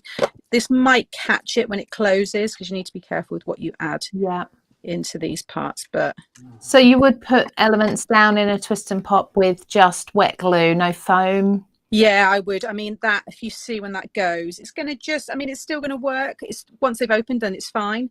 But yeah, you really want to have it. That's why I put the Enjoy on that side, so that when it swoops down and under, it misses that. But obviously I want to have decoration on this side. And then I'm just going to flip that over and just take my scissors and just cut it from this side. And that way, I've got it right next to it. I know, cutting that up. Can you believe it? So nice. But I see the effect though. It's lovely. And then let's pop in. So we'll have little flowers. Let's see if I can get that behind that grass as well. And then we've got the little bird, so we can have that flying here. And I'm going to add some bunting to the top here, but again, I can share that later on. And then what we'll do with this one is pop it here. And then I'm going to have little Colin the caterpillar, because he's so small, but he looks so cute. And I haven't brought him out for a while, so he can go there. And then we've got the little ladybug, and we can have her kind of on there. And then again, I'm going to snip away like so. And then if need be, I could pop that on the front, or maybe have it at the top there. But I'm going to pop some bunting or something just to finish it off. But you just got a very quick card there. Like I said, just needs to be careful when you close that. But then obviously that's how it would be in your envelope. I could actually even have that there. We'll see. I'll play around with it. And like I said, I'll share some photos on my page. And then when you open it up, you have your pop-up. That's amazing. That is so good. That is so good. So this is a twist and pop. Obviously, you can buy die sets. I think yours are probably sold out, aren't they? And these ones, I think, this is because we've we reordered them. I think we've possibly still got some units left of this one, the Garden Delights. I'm pretty sure Garden Delights, and maybe the 5x7. I'm pretty sure. So I know lots of people love them. They're a really fun die set, because you can use them with all sorts, and it also looks really good in mini albums and even on like journals and stuff like that, because you can have photos on these popping out. You'd just open the pages and that would sort of twist it. It would twist up the other way, would it, if you had a side? Yes, you can also do it this way. And I've done, when I launched it, I done one this way as well. So you could have landscape photos. Obviously, you couldn't display it open that way, but you can still, stunning, enjoy it. Absolutely stunning. I think we're still having camera issues, so I'm going to play this video, and then we'll come back and just have a chat with you. Yeah, that's fine. I'll flip the camera around, so at least then you're looking at my face and not the card anymore. That will be lovely. Thank you. All right. See you shortly.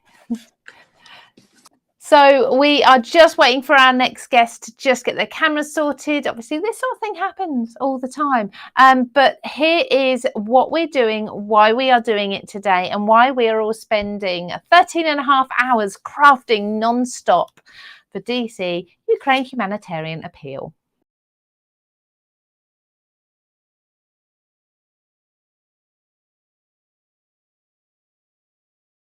Thank you so much for joining us today in our big craftathon in aid of the DEC Ukraine Humanitarian Appeal. 44 million Ukrainians find themselves in a situation that is unthinkable and urgently need help from the global community. While we think that there may be little we can do that is of direct and practical help, we can assist the DEC Humanitarian Appeal by using our craft to raise money to provide shelter, food and water to people fleeing the conflict. So we'd like your help by sitting back and watching some wonderful crafters who have given up their time to provide you with hours of crafting entertainment. And all we ask in return is that you donate what you can via our Just Giving account, so we can raise as much money as possible for this amazing humanitarian appeal. Just Giving is easy. Simply use the link provided to donate the amount you wish. You can pay by bank transfer, PayPal, credit or debit card, or Apple Pay. And don't forget to tick the box for gift aid if you're a UK taxpayer. The crisis cannot have failed to move you, as the news brings us harrowing scenes of what's happening both in Ukraine but also to the thousands of people forced to flee their country. For us, the story's a little closer to home, as we have the privilege of working with Olga Direktorenko, the designer behind Paper Discovery, herself a Ukrainian national who has been forced to leave her country. Well, we are elated to say that Olga and her children have now found a safe haven by travelling across Europe. We want to raise as much money as possible for Olga, her countrymen and women, so please give what you can. Your donations will be so appreciated. Thank you. So that's what we are doing today for 13.5 hours of non-stop crafting on our Craft Stash YouTube channel. Get my words out. all in aid of get it right. This is it. I think I'm done for the day. It was 8 o'clock this morning that I started. I think I need a coffee. Sam's had 4. I had a cup of tea at 5 o'clock this morning, but we're going to keep going because we've now got our next guest, Jasmine and Gigi, the Knitmore girls. I have you here. So hello, how are you? Hello, can you hear me okay? I can hear you. Yes. Oh, Thank marvelous. You for joining well, you've us. got 50% of us because time zones are hard. So I wanted to just chat today, and if people have questions, I wanted to talk about, pardon me while I adjust my camera angles, about the creative process and just chat about knitting a little bit. I was hoping if people have questions, I'd love to answer. Yes, so please tell us who you are, what you do, because of course a majority of us so far who have been on, besides the lovely Sandy, have been from the UK. So some people may not have heard of you before, so I'd love you to explain where we can find you and what you do. Oh, marvelous. Well, my name is Jasmine Knitmore, and I co-host and produce a weekly podcast with my mom and my daughter occasionally. We are a multi-generational knitting, crocheting, spinning, sewing. If it's fiber and we can stick needles in it, we do it. So we've been weekly since 2008. We took a short break for cardiac surgery and 2 babies, but we've been going nonstop, more or less. And we like to balance knitting information with humor and kind of current events. And we do reviews. And basically our entire goal is to inform and uplift and hopefully inspire. And we're kind of silly sometimes. We have a segment called When Knitting Attacks where we talk about all the things that have gone wrong with our knitting. And that's apparently our most popular segment because my mom has been knitting since she was 10 years old, I think. Mm-hmm. That's about 4th grade. And and I started when I was 6. And so between us, we have quite a few years of experience. And really the aim of that segment is to show that no matter how much experience you have, you can still muck up your knitting. So, yeah, I mean, yeah, can't we all? right? I mean, there are so many things. And since I've had children, I've learned a lot about just how the brain works and things like that. Okay. And one of those things is mistakes are how you learn. Absolutely, 100%. Yeah, agree with that. Right? Yeah. So we talk through the mistakes and usually what we did to resolve them if we've gotten to that point, right? Mm-hmm. So it's really fun and we don't take ourselves too seriously, which is also part of the joy of it. My daughter started being a regular participant this year during the pandemic. This year? I don't know. Time is during the pandemic. I think we've all lost the last 2 years, to be honest. It's all one big blur. I appreciate the like, right? It's just, it feels, I can't tell time anymore. Everything is before pandemic or during the pandemic. Absolutely. And hopefully now after. Hopefully. We'll all cross our fingers. But it's really fun to be able to spend that time and be creative together in that way where we're collaborating on stuff and things like that. And there's a lot of real life that comes into our podcast. Like, for example, my mom had a small stroke a couple of years ago, pre-pandemic. And fortunately, it wasn't too bad. But when she started taking sewing classes at the local community college, it helps with brain plasticity and repairing parts of the brain because like part of the parts of her brain that were affected by it really benefited from taking these classes. And this is things she'd wanted to do for ages. And so she started doing it and she was really having fun and she was finding community and she was learning all these super cool, like couture embellishment, couture, sewing and all of these things. And she was so excited. And then the academics come in because it's at a community college. Oh, okay. And so the thing about community college, I don't know if you have them in the UK or what they're called in the UK. A version of them. Yeah, we wouldn't call them community colleges, I don't think. Not that I know of anyway. Okay. But basically you can do all of your general education or get certificates for things and go a different route. So you can get a certificate in nursing, you can do all those things. I took all of my general education for my bachelor's degree at a community college. Okay. And I lived at home while I did it, and I worked. So it was really enlightening. So, but they don't kick you out if you fail. Oh, great. Okay, brilliant. That's the point of all of this backup, is it's not like university where Right. if you get bad grades, they're like, please come back when you are ready to student.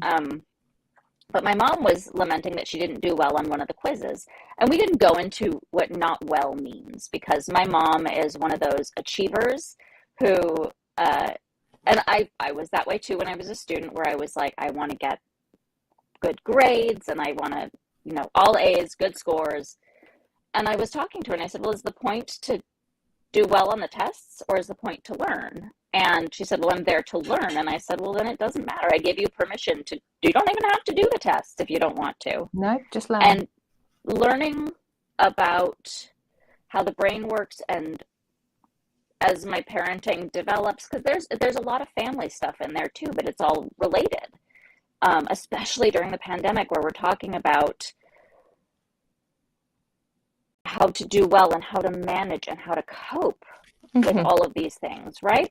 And so part of that with the knitting and things is that we've gone completely just off course, and we're having so much fun with it, and just trying to spread joy, because this is a really hard time for people.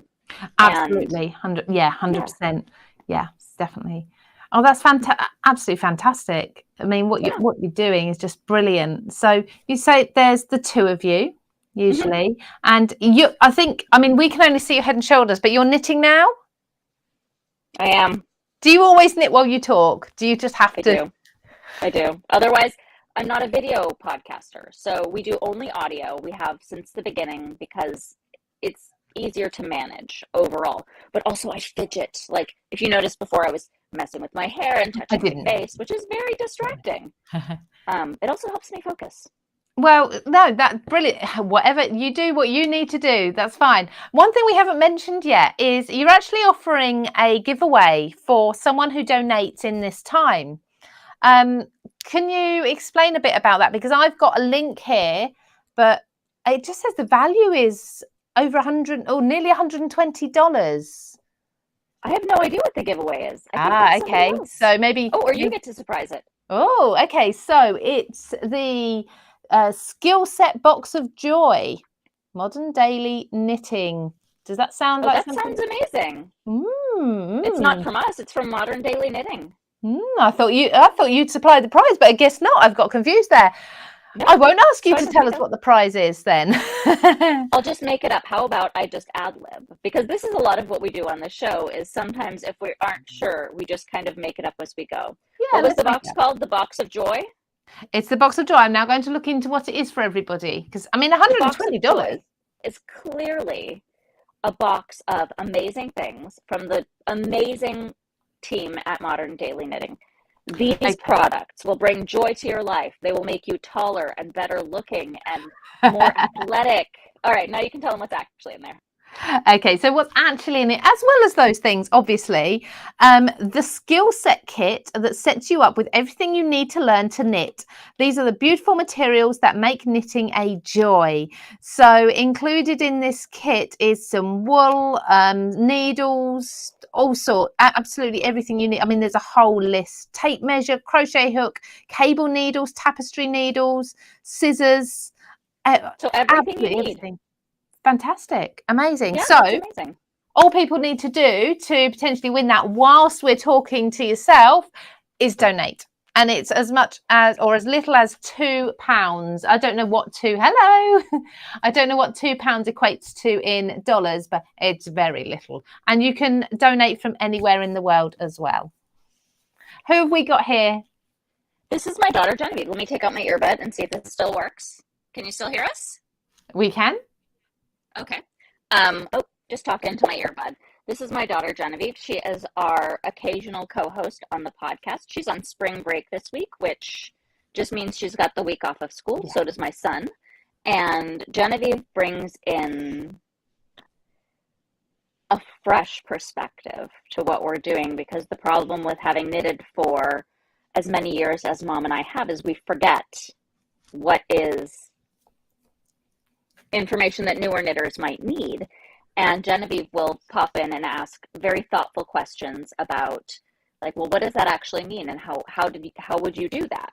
We find we find this with crafting as well. We carry on about our day, assuming that everybody knows that what's basic to us. There's new people all the time, and a fresh perspective like that is always really helpful. So, Genevieve, how old are you? How old are you? I'm 10. Only 10. She's very tall. She gets that from her dad. And very talented by the sounds of it as well. To be able to work on a podcast is amazing. It's really fun. She got to come to Stitches West, which was the first in-person knitting conference. Actually, that's not entirely true. We went to Rhinebeck, but Genevieve came with us to Stitches West a few weeks ago and was able to really just be immersed in... It was not a few weeks ago. It was not a few weeks ago? It was not a few weeks ago. I'm telling you, pandemic time. It messes with me. But anyway, at the beginning of March, can we agree on that? Yes. The beginning of March. A month ago. What Genevieve also brings is humility. And, you know, we all need to be slightly brought down to the level by our 10-year-olds. So. But she also brings humor and a lot of joy to the show. She's actually been on the podcast since she was a baby. We used to put clips of her giggling when she had baby giggles at the end of the episodes. I bet was really thrilled about that. I didn't know that. She is actually. It's because it's fun, and it's not embarrassing. But I read somewhere that listening to baby giggles like actually releases endorphins in people's bodies. So I was like, I have a baby. She has giggles. There we go. I used to have my daughter's giggle as my ringtone on my phone. Oh, that's brilliant. It was just every time I got a message or it rang, it was just, I'm not even going to try and do it because it's nothing the same, but it was just her giggling. And I still had it on there until she was about 9 years old, and she begged me to take it off. As they do. But I love that idea. I love that idea. Yeah, it was our great. whole thing, our main focus is family, but it's crafting, it's doing all the things, but we really focus on being family friendly and inclusive. And the last few weeks I've started talking about my creative process. Mm-hmm. And my mom will say, like, oh, I'm just going to do this thing. And she doesn't quite get into where she got there, but my brain kind of works like a pinball machine, where you have an idea and it goes this way and that way and that way and ping, ping, ping, ping, ping, ping, ping, right? And so I was talking about structural knitting. So my son Rex wants a Godzilla sweater. And Godzilla is everything right now. Everything. And so he told me what colors he wanted. He gave me an idea of where he wants the spikes. And so on our show, I was talking about how you get there. So for example, I would love to share this with the audience, because you can do things that you don't know how to do by taking pieces of other things and kind of cobbling it together. And that's kind of where I live with my knitting. So Julia Farwell Clay had a pattern in Knitty called Steggy, and it was dinosaur inspired, but it had spikes running up the sleeve and down the hood. Love that. And yeah, and it's a cardigan because, of course, like, I don't know if all kids are dinosaur kids, but both of my kids are dinosaur kids. And there we go. Both my kids are dinosaur kids. So I was like, okay, this was on my queue to knit. And I was like, okay. And he was talking about spikes. And I was trying to figure out how he wanted the spikes. Because when you're dealing with a 6-year-old, descriptions aren't Everything? They're not always as clear as one might like. So one of the ways I have my kids participate in having sweaters made for them is I'll have them draw it. And I'll say, draw what you want. And so then they've got a sketch, and then I'll ask more questions. Well, do you want it like this, or do you want it like that? Mm-hmm. And so there's a picture of the Godzilla spike on my work table. Can you go get it? That's the strangest sentence I've heard today, I think, so far. So yesterday I asked if he wanted a tail, because I knit him another really structural sweater. It's inspired by a dragonfish, and dragonfish are relatives of the anglerfish. and he saw it. There's a kids show called Wild Kratts where they talk about different animals, and it's very interesting and very educational. But this fish is nightmare fuel, is basically what I'm saying. Like gigantic teeth and milky eyes with red rims, and it's bioluminescent was the thing that was most important to him. And they have a lure, a lighted lure, which is what makes them related to anglerfish.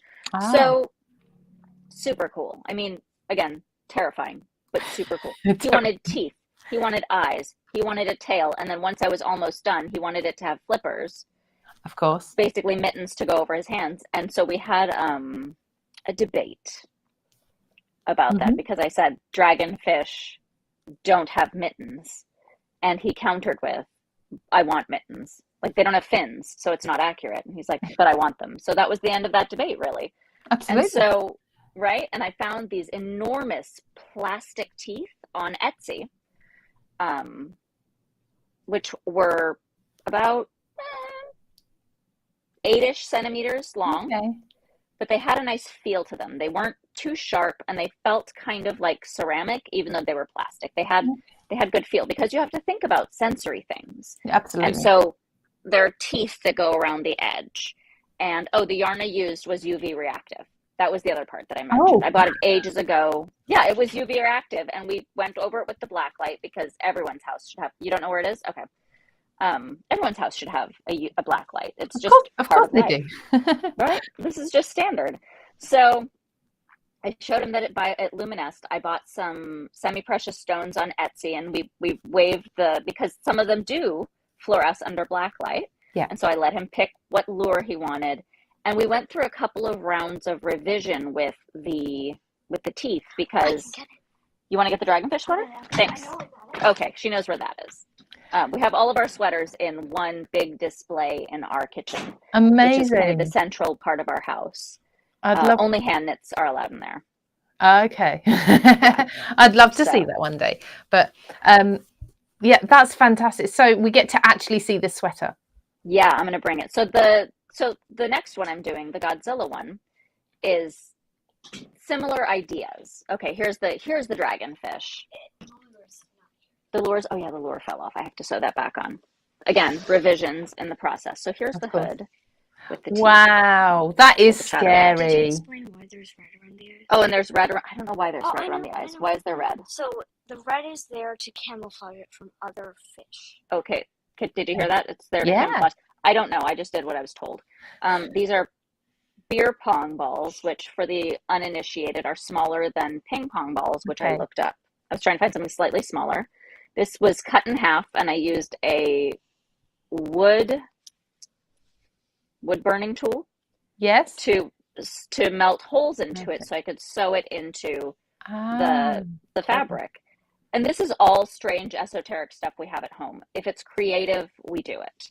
Brilliant. So love that. The teeth, I did yarn overs. So there was a lace eyelet, and stuck them through. And they were all connected, but they would fall out and dangle, and they weren't really solid. So the revision, again, revision after revision after revision, is I took grosgrain ribbon, which is a couture sewing technique, which we've talked about on our show for how to finish your cardigans, and I sewed it to the inside edge of, I did a turn 10 to do the teeth. I think I have notes on this, because I usually write down when I do something like this as I go. So then I secured it by sewing across the grosgrain ribbon, and then going through the hole in the tooth behind, and then coming back up. So it was really secured. Yeah, it not only to the sweater, but to the ribbon, right? And they're really in there now. Fabulous. But this is the kind of stuff I love doing, and he loves wearing it. And that's amazing. I mean, mittens. No one else is. And they're the fins, and the tail, or the mittens, and the tail. Oh wow, that's amazing. That is so creative, and that is so different to anything else we've seen today so far on the Craftathon. So different. So, where can we find your podcast for those? Our podcast is everywhere that audio podcasts are found. You can we are on Spotify, we are on iTunes, we are on Amazon Play, or not Amazon Play, Amazon Podcasts, Google Play. Oh wow. there's the whole list, but we also have an RSS feed that you can just directly download into your favorite podcatcher. And it's really fun. We enjoy spending time together, and that really seems to come through on the podcast, is that we enjoy this kind of madness where we're talking about cobbling something together and, well, what does a Godzilla sweater look like? And this one is going to have UV reactive beads, because if you saw the most recent Godzilla movies, he's all glowy and radioactive. And so yeah, he evolves every time there's a new movie about him. yeah, which is fascinating. But it's the thing I love about creating is that you can make the thing that's in your imagination that doesn't exist. You can make anything. And that's kind of like alchemy. It is. If you think about it. It's almost like magic. It's almost taking something that absolutely no one else has ever thought of and just creating it from scratch. And I want you to be my mum. Well, I'm not having any more babies, so adoption is definitely an open Could you thing. adopt a nearly 40-year-old? I think I saw a documentary about this, but it was kind of creepy. Okay, let's not go there then. That's another conversation. One of our favorite things we've been doing. Oh, I'm sorry. Is my time up? No, you've got another. I think we've got nearly. Let me just check the schedule, because obviously we came in a little bit late, didn't we? You've got 5 minutes. Sorry about that. A couple of minutes. Okay, perfect. Yeah, so that's where you can find us. We are also on social media. We are on Twitter and Instagram and Facebook and Tumblr as Knitmore Girls, and it's just really fun. We really, part of not taking ourselves very seriously means that we talk about the process. So I found out a couple of weeks ago that when I was talking about how I cobble these things together, because usually I just say, okay, here's what I did after I've done it. And I don't talk about all the pieces of the lead up. And my mom comes in with these beautiful, elegant, we used a couture technique on a monster sweater. But it works. Oh, it totally works. And it's really fun to be able to do those things together and share that information and turn it into something that we can share with the world. When we started podcasting, Brenda Dane had an episode many, many years ago where she said, if you have something to share with the knitting community, you should do a podcast. And I thought, the thing I have to share with the knitting community is my mom, because she's just incredible. And she's lived such a varied life, and she's been doing needlework. Amazing. Basically from when she was born. I mean, I love that you have that amount of respect for your mum as well. That just comes through so well. Kathy Cox on YouTube has said, can you teach a lefty to knit, because she finds it so hard? Absolutely. Kathy from YouTube, do you crochet? She doesn't if you say. She doesn't say, but I don't know if she crochets. She's maybe she does. So would you knit left-handed? Sorry? I'm a righty and I knit left-handed. Hang on, there was a button where I could reverse my camera. Oh, and I didn't do it. Oh. Okay. If you learn to knit German, and I can't remember what it's called, I know it's German knitting, and that's the best way for a lefty to knit. I do everything right-handed. I'm extremely right-hand dominant, but I knit left-handed because that's how my mom learned. So look up that version of. Have you got anything on your website about that at all? We don't. We actually don't teach knitting. We only do videos for things that don't exist already. So, like, for example, we did a Grow Grain Ribbon tutorial because that I Googled, and it's shaky, questionable videographer work because I'm running the camera. But my mom is showing how to sew on a button securely and have a backing button so it doesn't pull. I'll be right with you, babes. So, we'll let you go anyway. This is the real life of a family-friendly podcast. Thank you so much for having me. I'm so sorry for being late in technical issues. No, you're absolutely fine. Thank you so much for joining us anyway and doing what you can. Donations have been coming in very quickly. We have got a winner for that knitting prize, and that is Stacey Zuliga. I don't know if I've said that right, but she says prayers. So I think I must. She says prayers. Sorry, so that's someone else writing that down. So she's obviously praying for Ukraine and for the donations coming through, and we just need to thank you. There's the last thing to do. Thank you so much for coming along and joining us very briefly this morning, but hopefully we'll see more of you on Craftstash and on Craft World in the future. Thank you for having me. I'll see you guys soon. Thank you. Take care. Bye-bye. Bye. Bye. So we have our next guest ready and waiting. I think my camera's tilted ever so slightly. I need to check on that. Let me just check up on the latest total now, because I think we're getting very, very close. Yes, we're at £4,970. We are only £30 off of the next target of 5,000.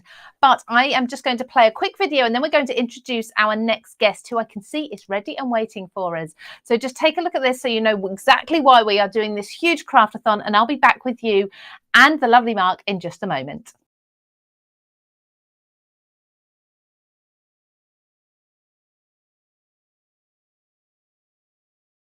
Thank you so much for joining us today in our big craftathon in aid of the DEC Ukraine Humanitarian Appeal. 44 million Ukrainians find themselves in a situation that is unthinkable and urgently need help from the global community. While we think that there may be little we can do that is of direct and practical help, we can assist the DEC Humanitarian Appeal by using our craft to raise money to provide shelter, food and water to people fleeing the conflict. So we'd like your help by sitting back and watching some wonderful crafters who have given up their time to provide you with hours of crafting entertainment. And all we ask in return is that you donate what you can via our Just Giving account, so we can raise as much money as possible for this amazing humanitarian appeal. Just Giving is easy. Simply use the link provided to donate the amount you wish. You can pay by bank transfer, PayPal, credit or debit card, or Apple Pay.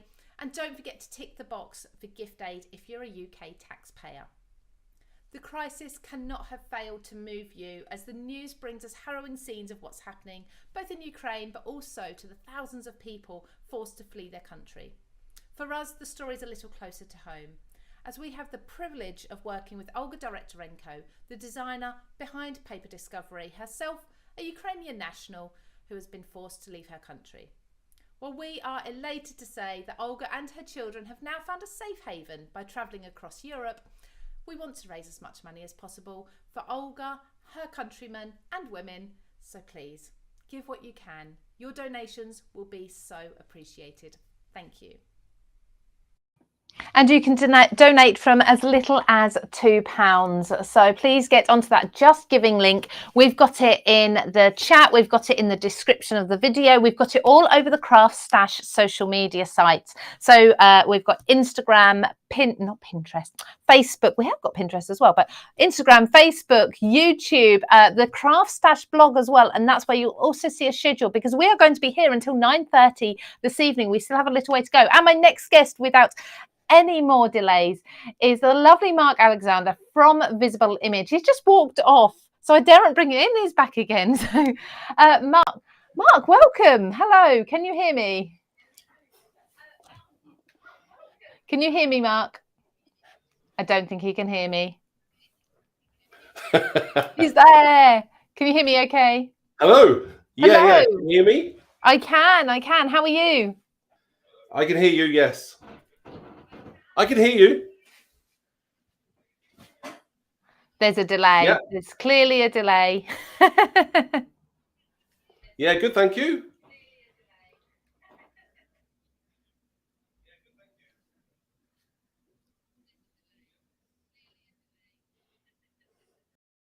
We're just waiting for Mark to be able to hear that there's a delay, and then he'll realise, he'll click. Okay, so what I'm going to do, Mark, is just allow you to get on with crafting, if that's okay. So people can hear me, then they can hear you. There's a little bit of a delay. So thank you so much for joining us. It's absolutely wonderful that we've got Visible Image here. You're the last in my segment. From what I understand, there is a prize coming out, a value of £60 from yourselves. So we are looking at the prize coming out to anyone. So someone who donates is the Spring Awakening stamp set, Creative Chaos stamp set, Life is Beautiful stamp set, Round in Circles stamp set, and Look Forward with Hope stamp set. That's a lot. That's an amazing. Look, he's holding them all up. Absolutely perfect. There we go. Ooh. So hopefully the delay will ease a little bit. But Mark, I'm going to allow you to just get on, because I think we're starting to get a little bit behind with joining people, and we want to allow you to get crafting as soon as possible. So I'm just going to I'm going to come to me and just explain things while you turn your camera round, if that's okay. And then we'll allow you to start crafting straight away. So while Mark's just switching his camera around, we always get this. We get a slight delay in sound, so people aren't sure when they're in shot, when they're not, and such like. But he's turned his camera around, so I'm going to allow him to straight away start crafting and see what Mark's got for us. Mark, please do go ahead and craft away. You've got around about, let me just see, 30 minutes, if that's okay. Okay, sure.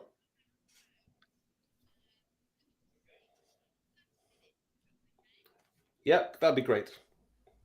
So let's get started. I'm going to do a piece of mixed media, basically on a piece of plain cardboard, which is from an old box, which is really cool. What I do like to do is, obviously, I'm going to cover it with gesso first. You could use acrylic paint if you don't have gesso, but gesso is probably the preferred choice, especially for putting mixed media, any colors on top of that. It gives a better, gives a more brighter, more better finish. So just cover your base.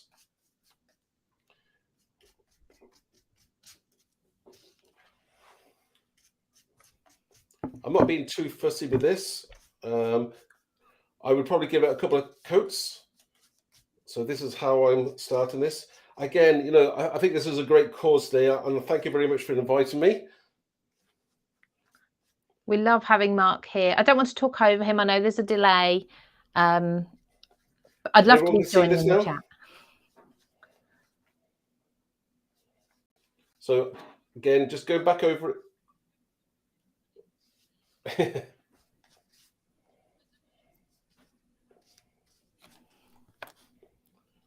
Yeah, I'm sorry there's a delay. I'm not sure exactly where that delay is, but we'll go with it.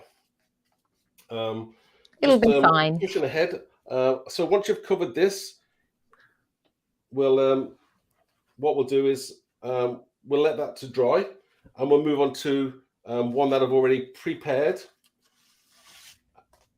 So this one is now dry. So we'll move on to doing some stenciling. You know what, I think I'll turn it that way around. So the next thing you want to do is, I'm using a really cool stencil. This is called the Broken Mesh. I'll show you around. Should I have it? Do you know what? I need to put my glasses on. Always helps. And I'm going to use some texture paste. This is the Distress Grit Paste. You can use any texture paste that you've got.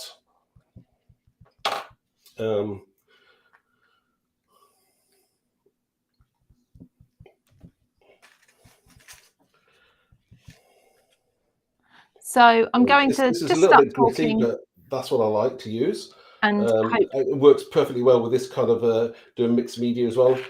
Lots of people do have smoother. I've got some smoother paste if you want a more smoother look. We have got quite a delay on this, so never mind. But I just want to update everybody of the total at the moment. So let's just refresh that. We're looking at £4,978. Thank you so much, everybody. Now, so obviously, if you are donating any time from now until Mark has finished his demonstration, there's a prize, the stamp sets that Mark was holding up at the beginning, to a value of £60 that's going to come out to one of you. You can find the Just Giving link in the comments. But I mean, by all means, just pop over, make a donation if you're willing to, if you're able to, and then sit back and enjoy the demonstration.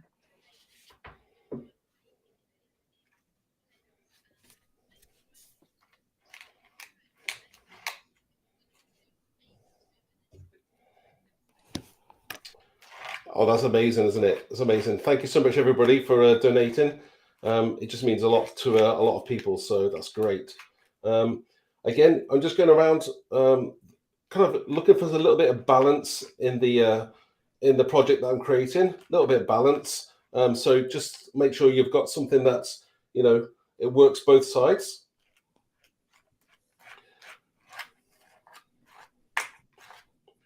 Now, it doesn't have to be perfect. It's just going to look pretty cool. That's all. Do you know what? I'll put a little bit there as well. Just push some down there. Now, texture paste normally takes about probably half an hour to go to dry off. So we'll put that to one side.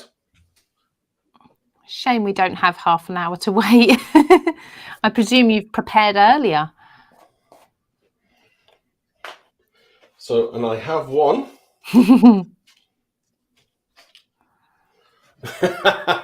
Yeah, I have. There we go. One that's dry. Excuse my mucky fingers. So this is, you know, I actually love this. This is my kind of thing, doing kind of like inky and grungy.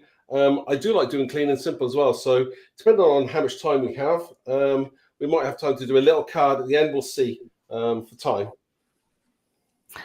So we are looking at finishing in about 30 minutes, Mark, just so you know. So next thing I'm going to do is I'm going to use some.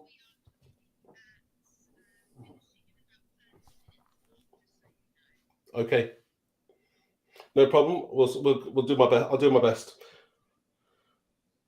I'm going to use some oxide sprays. We've got Mermaid Lagoon and Squeeze Lemonade. Obviously, the colours of choice for this kind of project at the moment. So I'm going to spray those, and we'll see what we get. So, Mark, hopefully I won't interrupt you by talking over you here, but we have just hit the £5,000 mark. Thank you all so much for your that's a great donation. colour, isn't it? So just let that run for a second.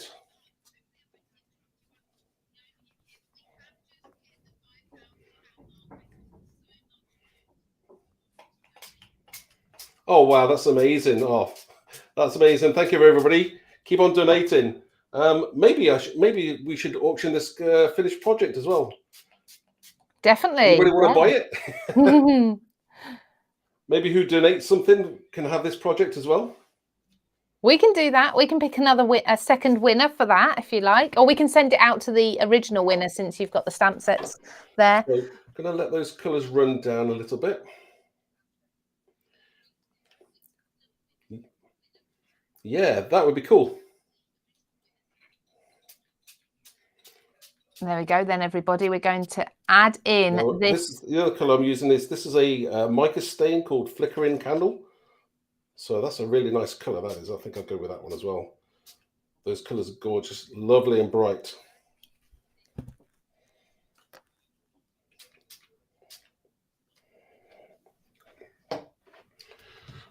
So we'll start to dry that off.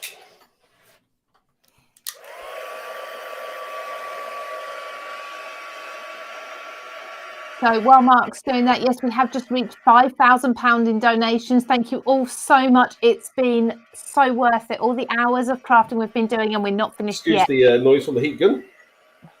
So fingers crossed, we may even reach, you never know, we could reach 6,000. We've still got another 3.5 hours left of crafting, and we are going to keep that Just Giving page open until Friday. So we can, or Thursday evening, I can't remember, I apologise, but certainly on Friday, I'll be announcing the final amount that we've raised on the live at lunchtime.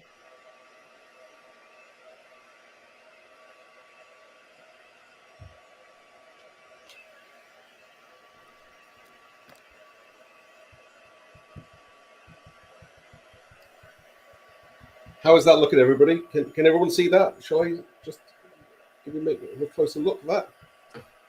Gorgeous. Love it. There.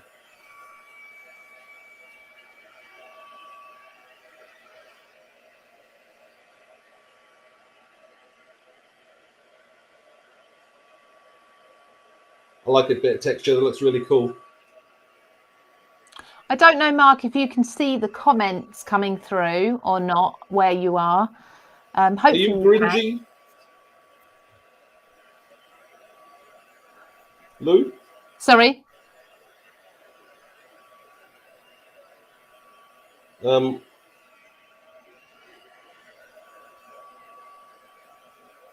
can't see the comments. No. Oh, that's a shame. Oh, Helen's with me, and she can read the comments and see them as well. Oh, brilliant. Sorry, there's a bit of a delay for you, Mark, and for everyone else. We don't know why, but we'll try our best to kind of work around it.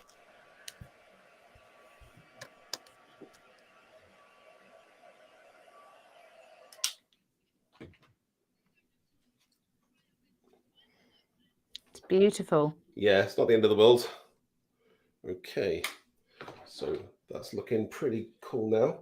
Now it's time to add some extra elements to this. Do you know what I will do as well? Is I think, thank you. Let me just move that out of the way. There. That looks better, doesn't it? Some people saying it looks a bit like a map. I can see like a map of New York or something with like a river running through. I'm going to put this to one side a second whilst I do a little bit of stamping. So I'm going to stamp some. I'm going to stamp some butterflies.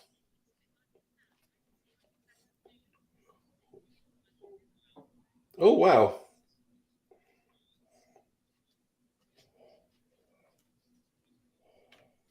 Do you know what I might do as well? Do you know what I like to do sometimes? I think I'm going to add a little bit of white. Wow.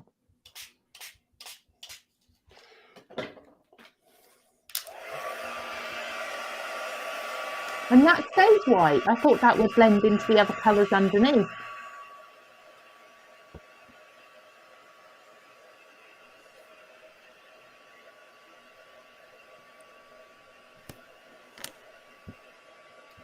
Yeah, it's it does blend a little bit, but obviously because the other colour is a little bit dry, and the paint I was using was a white linen dilution spray, which is acrylic based.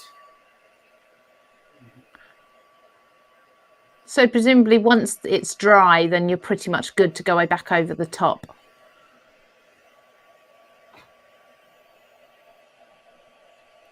What I also wanted to show you is that, yes. The other thing I like to do is one of the kind of good things about the Ranger texture paste, the grunge one, the gritty one, is that you can heat it and it kind of bubbles up, and I like this kind of bubbly look as well, this kind of glassy look that you get on it. It's lovely. So you can just see it there.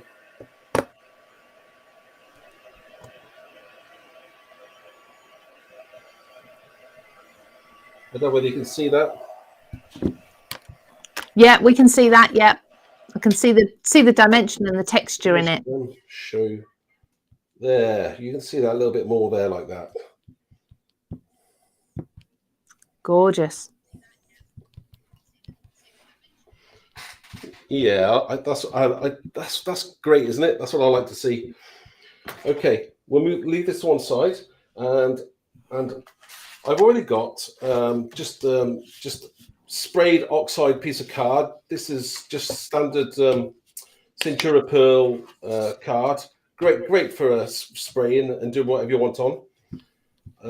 What I'm going to do is I'm going to stamp a butterfly from our set. This is called the Butterfly Effect set, and it's a great set. It's got lots in it. It's a big butterfly, but you know I love this butterfly, so that's what that is amazing. And we're going to combine that with a few other smaller butterflies as well.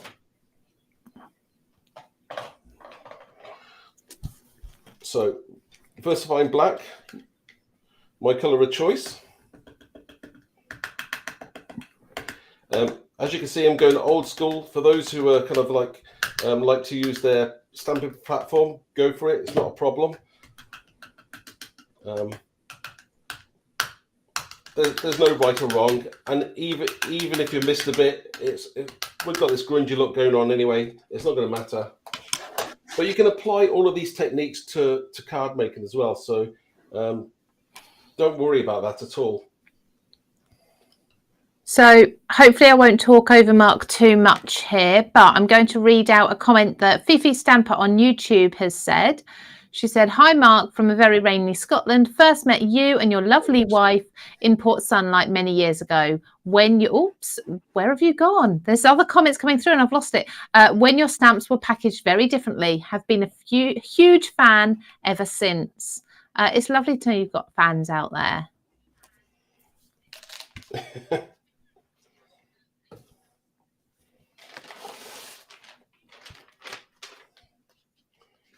Oh, I need to butt in. You know, I apologise. We have, but I'm going to sell more. We sell more abroad than we do in the UK. We have. I don't know why. I've just checked the amount on the Just Giving page. We've had a bit of a leap. We're now at £5,149, which is absolutely amazing. Thank you so much, everyone.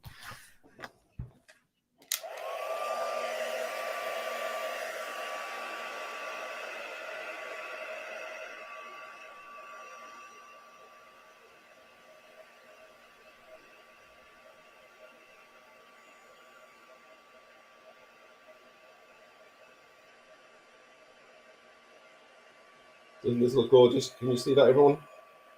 Beautiful. Lovely. You can't beat embossing, can you? Embossing's what first got me into crafting. So wow. Now I've already cut one out because I don't want to waste your time whilst I cut one out. Is that right? It's all crafting.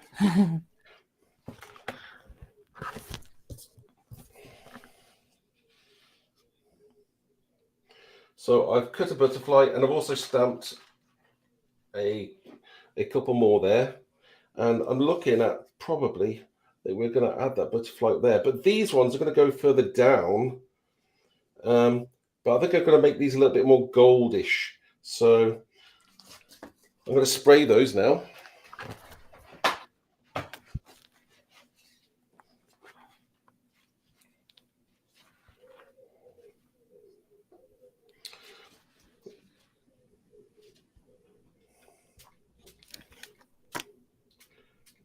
We definitely want more gold on there, that's definite. And I think we'll spray a little bit on the bottom of those as well.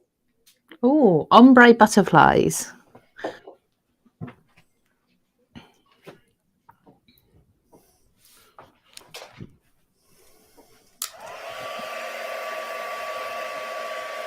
Yeah. I feel a little bit odd today because everyone's been doing sunflowers, so... Well, I did paint pouring and made a complete mess, and there were no sunflowers involved there either. It's a nice change. It really is. I love these. They're beautiful. Oh, great.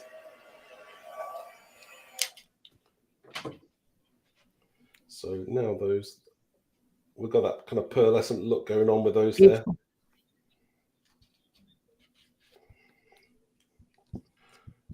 Now, I think I'll bring the background back in. Again, this could have easily been a card if you wanted to make a card. So we'll put that to one side.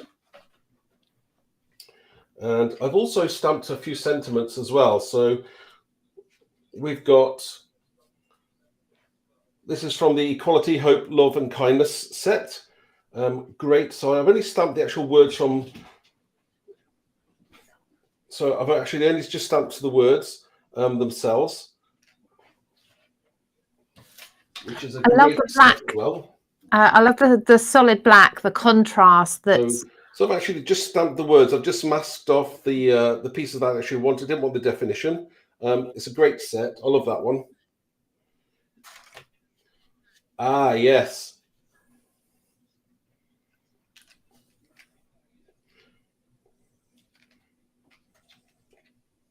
Yes, the I've started to do this lately. It's one of my latest things that I keep on doing is I'm just stamping it in black without matting it up. I think it kind of pops a lot more, doesn't it? So It's lovely. we're gonna put those. I think we're looking at for placement now, just seeing where we're going to position everything. So once I've decided to put these on here, I'd probably add on a little bit more items, grunge it up a little bit more as well. I mean, it's gorgeous as it is, but we will add a little bit more to that. I'm going to use some Collal 3D glue. Everyone's saying the nice big bold words. They really set it off. They love that. Isn't it amazing how just a little bit of black can really make something pop and make such a difference?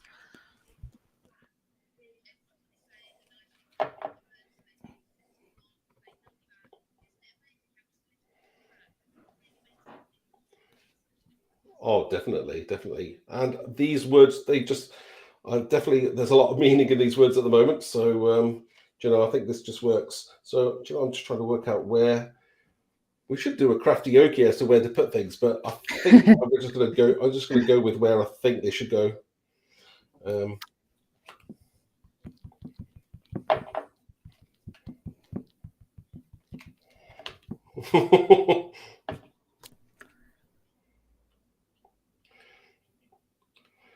Your demonstrations never go according to plan, or they just change as you're creating. Absolutely. So don't forget, everybody, there are £60 worth of visible image stamps. I apologize, I'm talking over Mark at the moment, but I'm going to carry on because when he hears me talking, he's going to then stop. So and we'll both be sat in silence. So there's over £60 worth of stamps that visible image are very generously. I can't even say it. Oh, for goodness sake. Oh no. Thank you so much for offering these stamps as a giveaway. I can't say generously. They're giving away over £60 to be in with a chance of winning. All we ask is that you make a donation, and the donation can be from as little as £2 to our Just Giving page. We have been... we've crept up today. It's been amazing. We started with a target first thing this morning of £500. Then we had to change it to 1,000, then 1,500, then 2,000. We've crept up in 500s. We have taken in donations so far today, £5,185. And that's so far. Like I say, there's still another few hours left to go. After Mark's video, I'll be signing off for the evening. I'll be in the background, but I'll leave the rest of the crafting to Sam. It was kind of a coin flip thing. I'll do first thing in the morning. She'll do last thing in the evening. But we've still got so much more of Mark's wonderful demonstration to watch. This is just absolutely beautiful. I really love it. And I can't believe, as some of the viewers have said, that was a piece of corrugated cardstock. It's amazing, or an old Amazon box or something.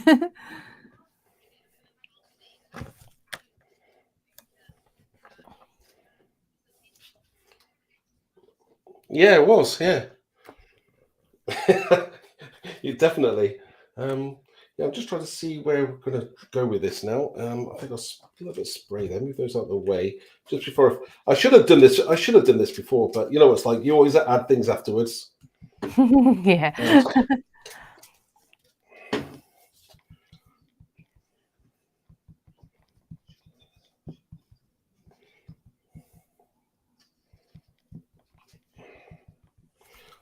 And there's no right or wrong.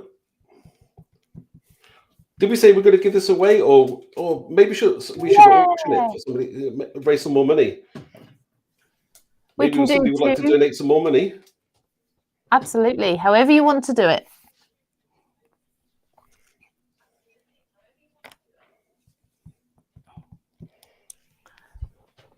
So I think what we'll do is we will ask Hillary to pick two winners. No, I think I'm going to stick that down there now. Let's just mop that up a little bit there. I think I'm happy with that. Yes, people saying that I need a coffee because I can't say generously. See, I can say it now, but Somebody did say that I need a gin, not a coffee. Do you know what? I think you're right. Absolutely. But it's been such a fabulous day so far. I could just keep doing this. Knowing that each one of these lives is bringing in more and more donations, I could just keep doing this over and over again until I'm asleep at my desk.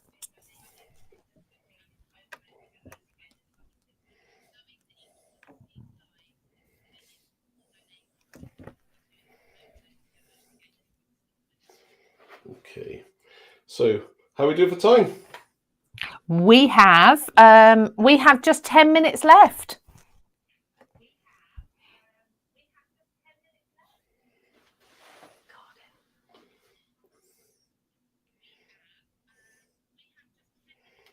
Ooh. So the question is whether I carry on playing with this or I do a little something else. Do you know what? Shall I leave that as it is? And I think that's perfect as it is. I think I'll go on to clean and simple. I'll do a clean and simple card, shall I? Oh yes, go on, clean and simple. Let's get it done. You do you? Beautiful. All right. Let's do it. We've got 10 minutes. We can probably do that. Probably. I'll move this to one side. Just give me a second to wipe my hands. My very inky hands, by the way. Well, while Mark's wiping his hands, I'll just let you know that total keeps creeping up. We are now at £5,202, which is phenomenal. That's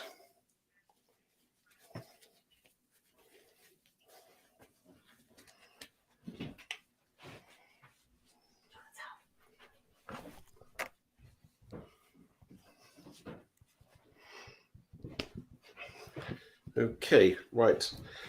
I'm kind of dried-ish. We'll see now. Let's see if we get those inky fingers on my nice clean card. Okay. So card mat already, and a piece of white card.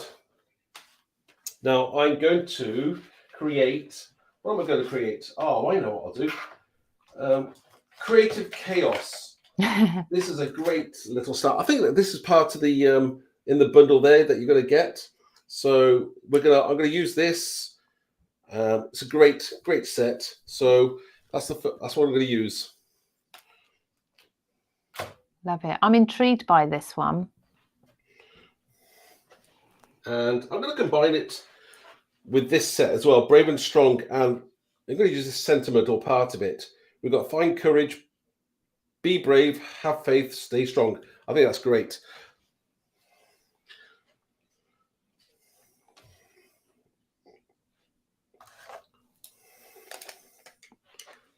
Keep donating, everybody. There's only a few more minutes left. Masked off part of the sentiment because I'm not going to use it all.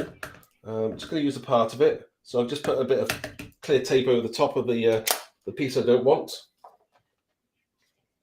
Lovely. Sorry, I said a few minutes left. I meant a few minutes left of Mark's demonstration and a few minutes left to enter by donating to win those stamp sets. So that was 5 stamp sets, total value of £60 from Visible Image. Beautiful. And this is one of the stamp sets that person will be winning.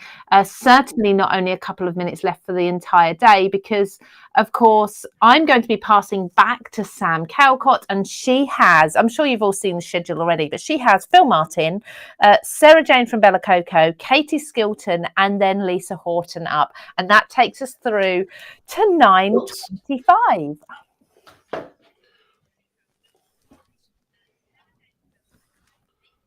So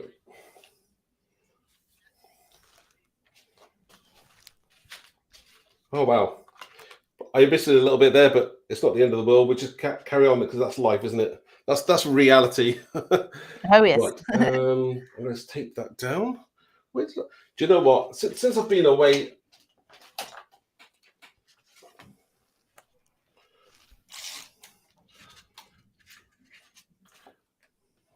do you know what? I missed your I missed your paint pouring. How did it go? It was very messy. Thank you, Mark. It was extremely messy. It was good fun, though. I have to watch it on catch up. Yeah, so you can watch all the videos on catch up. Everybody can watch them. So if you go onto YouTube, we've split today's videos into 4 segments. So there's 8 till 12 roughly, 12 till 3, 3 till, well, now sort of just after 6, and then 6 till the end. You'll be able to watch those over and over again, and we will work at getting each and every one of those demonstrations cut into an individual video as well. Keep them on our Craft Stash YouTube channel. And besides that too, we're also going to keep the Just Giving page open for at least another 24 hours, so you can carry on sharing with your friends and getting in as many donations as possible. Oh, and I have 2 winners' names now because Mark's nearly finished up. So I have 2 winners' names to announce when he's finished for the stamp sets and then for the fantastic project that Mark has made.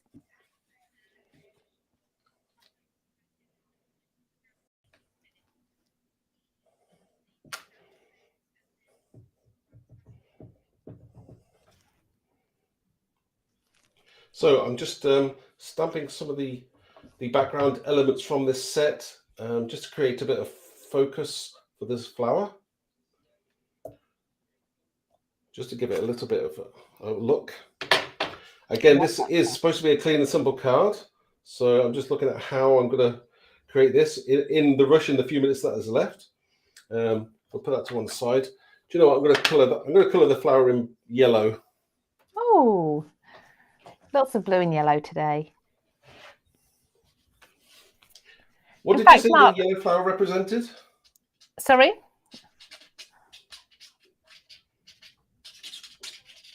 I'll wait for Mark to answer.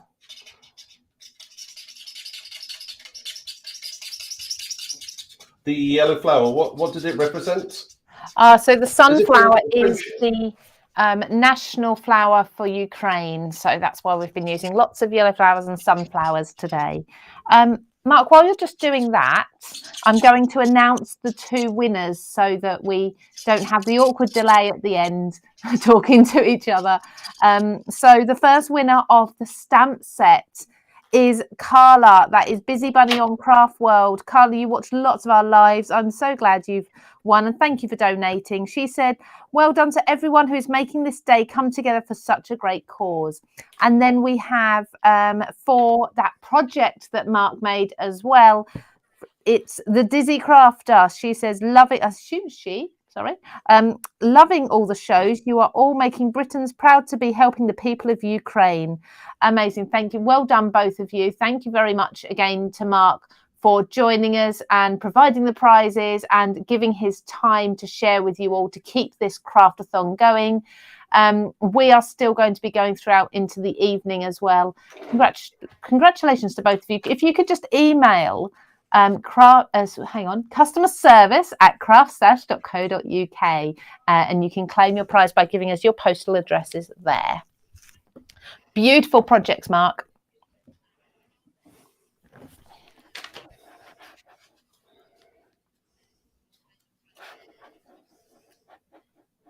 So 2, one very clean and simple, one very quick, but again, this is kind of mixed media and just a bit of fun, isn't it? It's absolutely wonderful. I love those projects. I don't want to talk over Mark at all, but I need to say I'm so grateful for you joining us.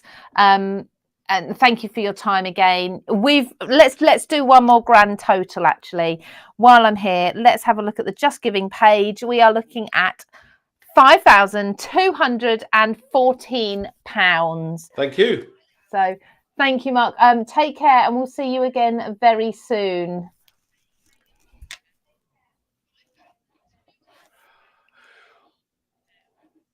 Wow. Take care. Thank you.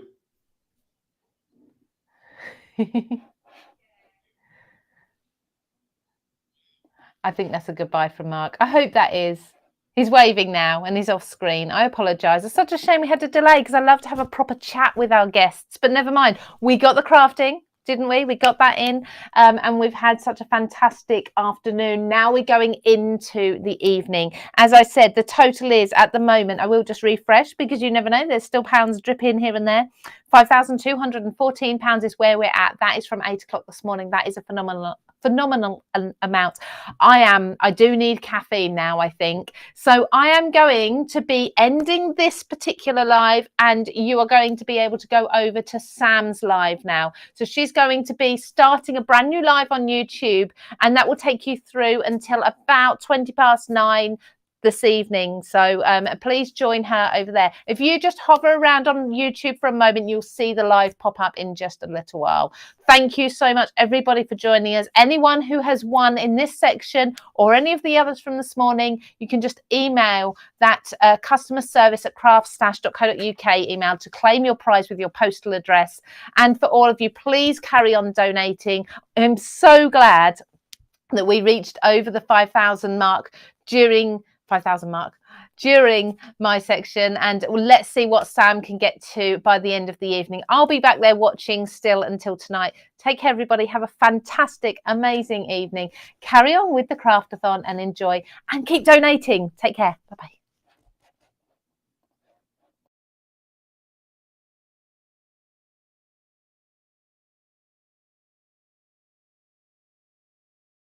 Thank you so much for joining us today in our big Craftathon in aid of the DEC Ukraine Humanitarian Appeal.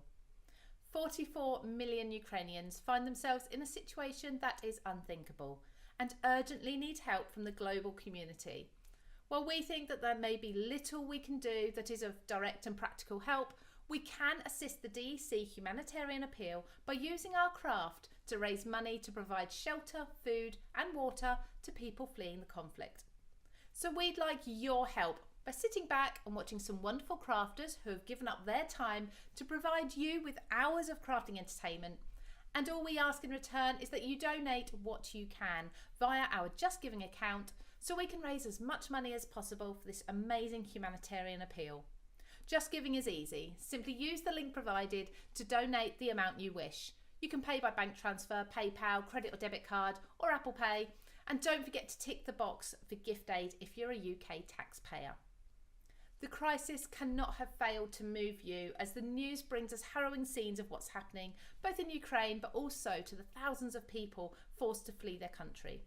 For us, the story is a little closer to home, as we have the privilege of working with Olga Direktorenko, the designer behind Paper Discovery, herself a Ukrainian national who has been forced to leave her country.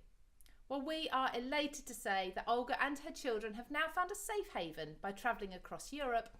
We want to raise as much money as possible for Olga, her countrymen and women, so please give what you can. Your donations will be so appreciated.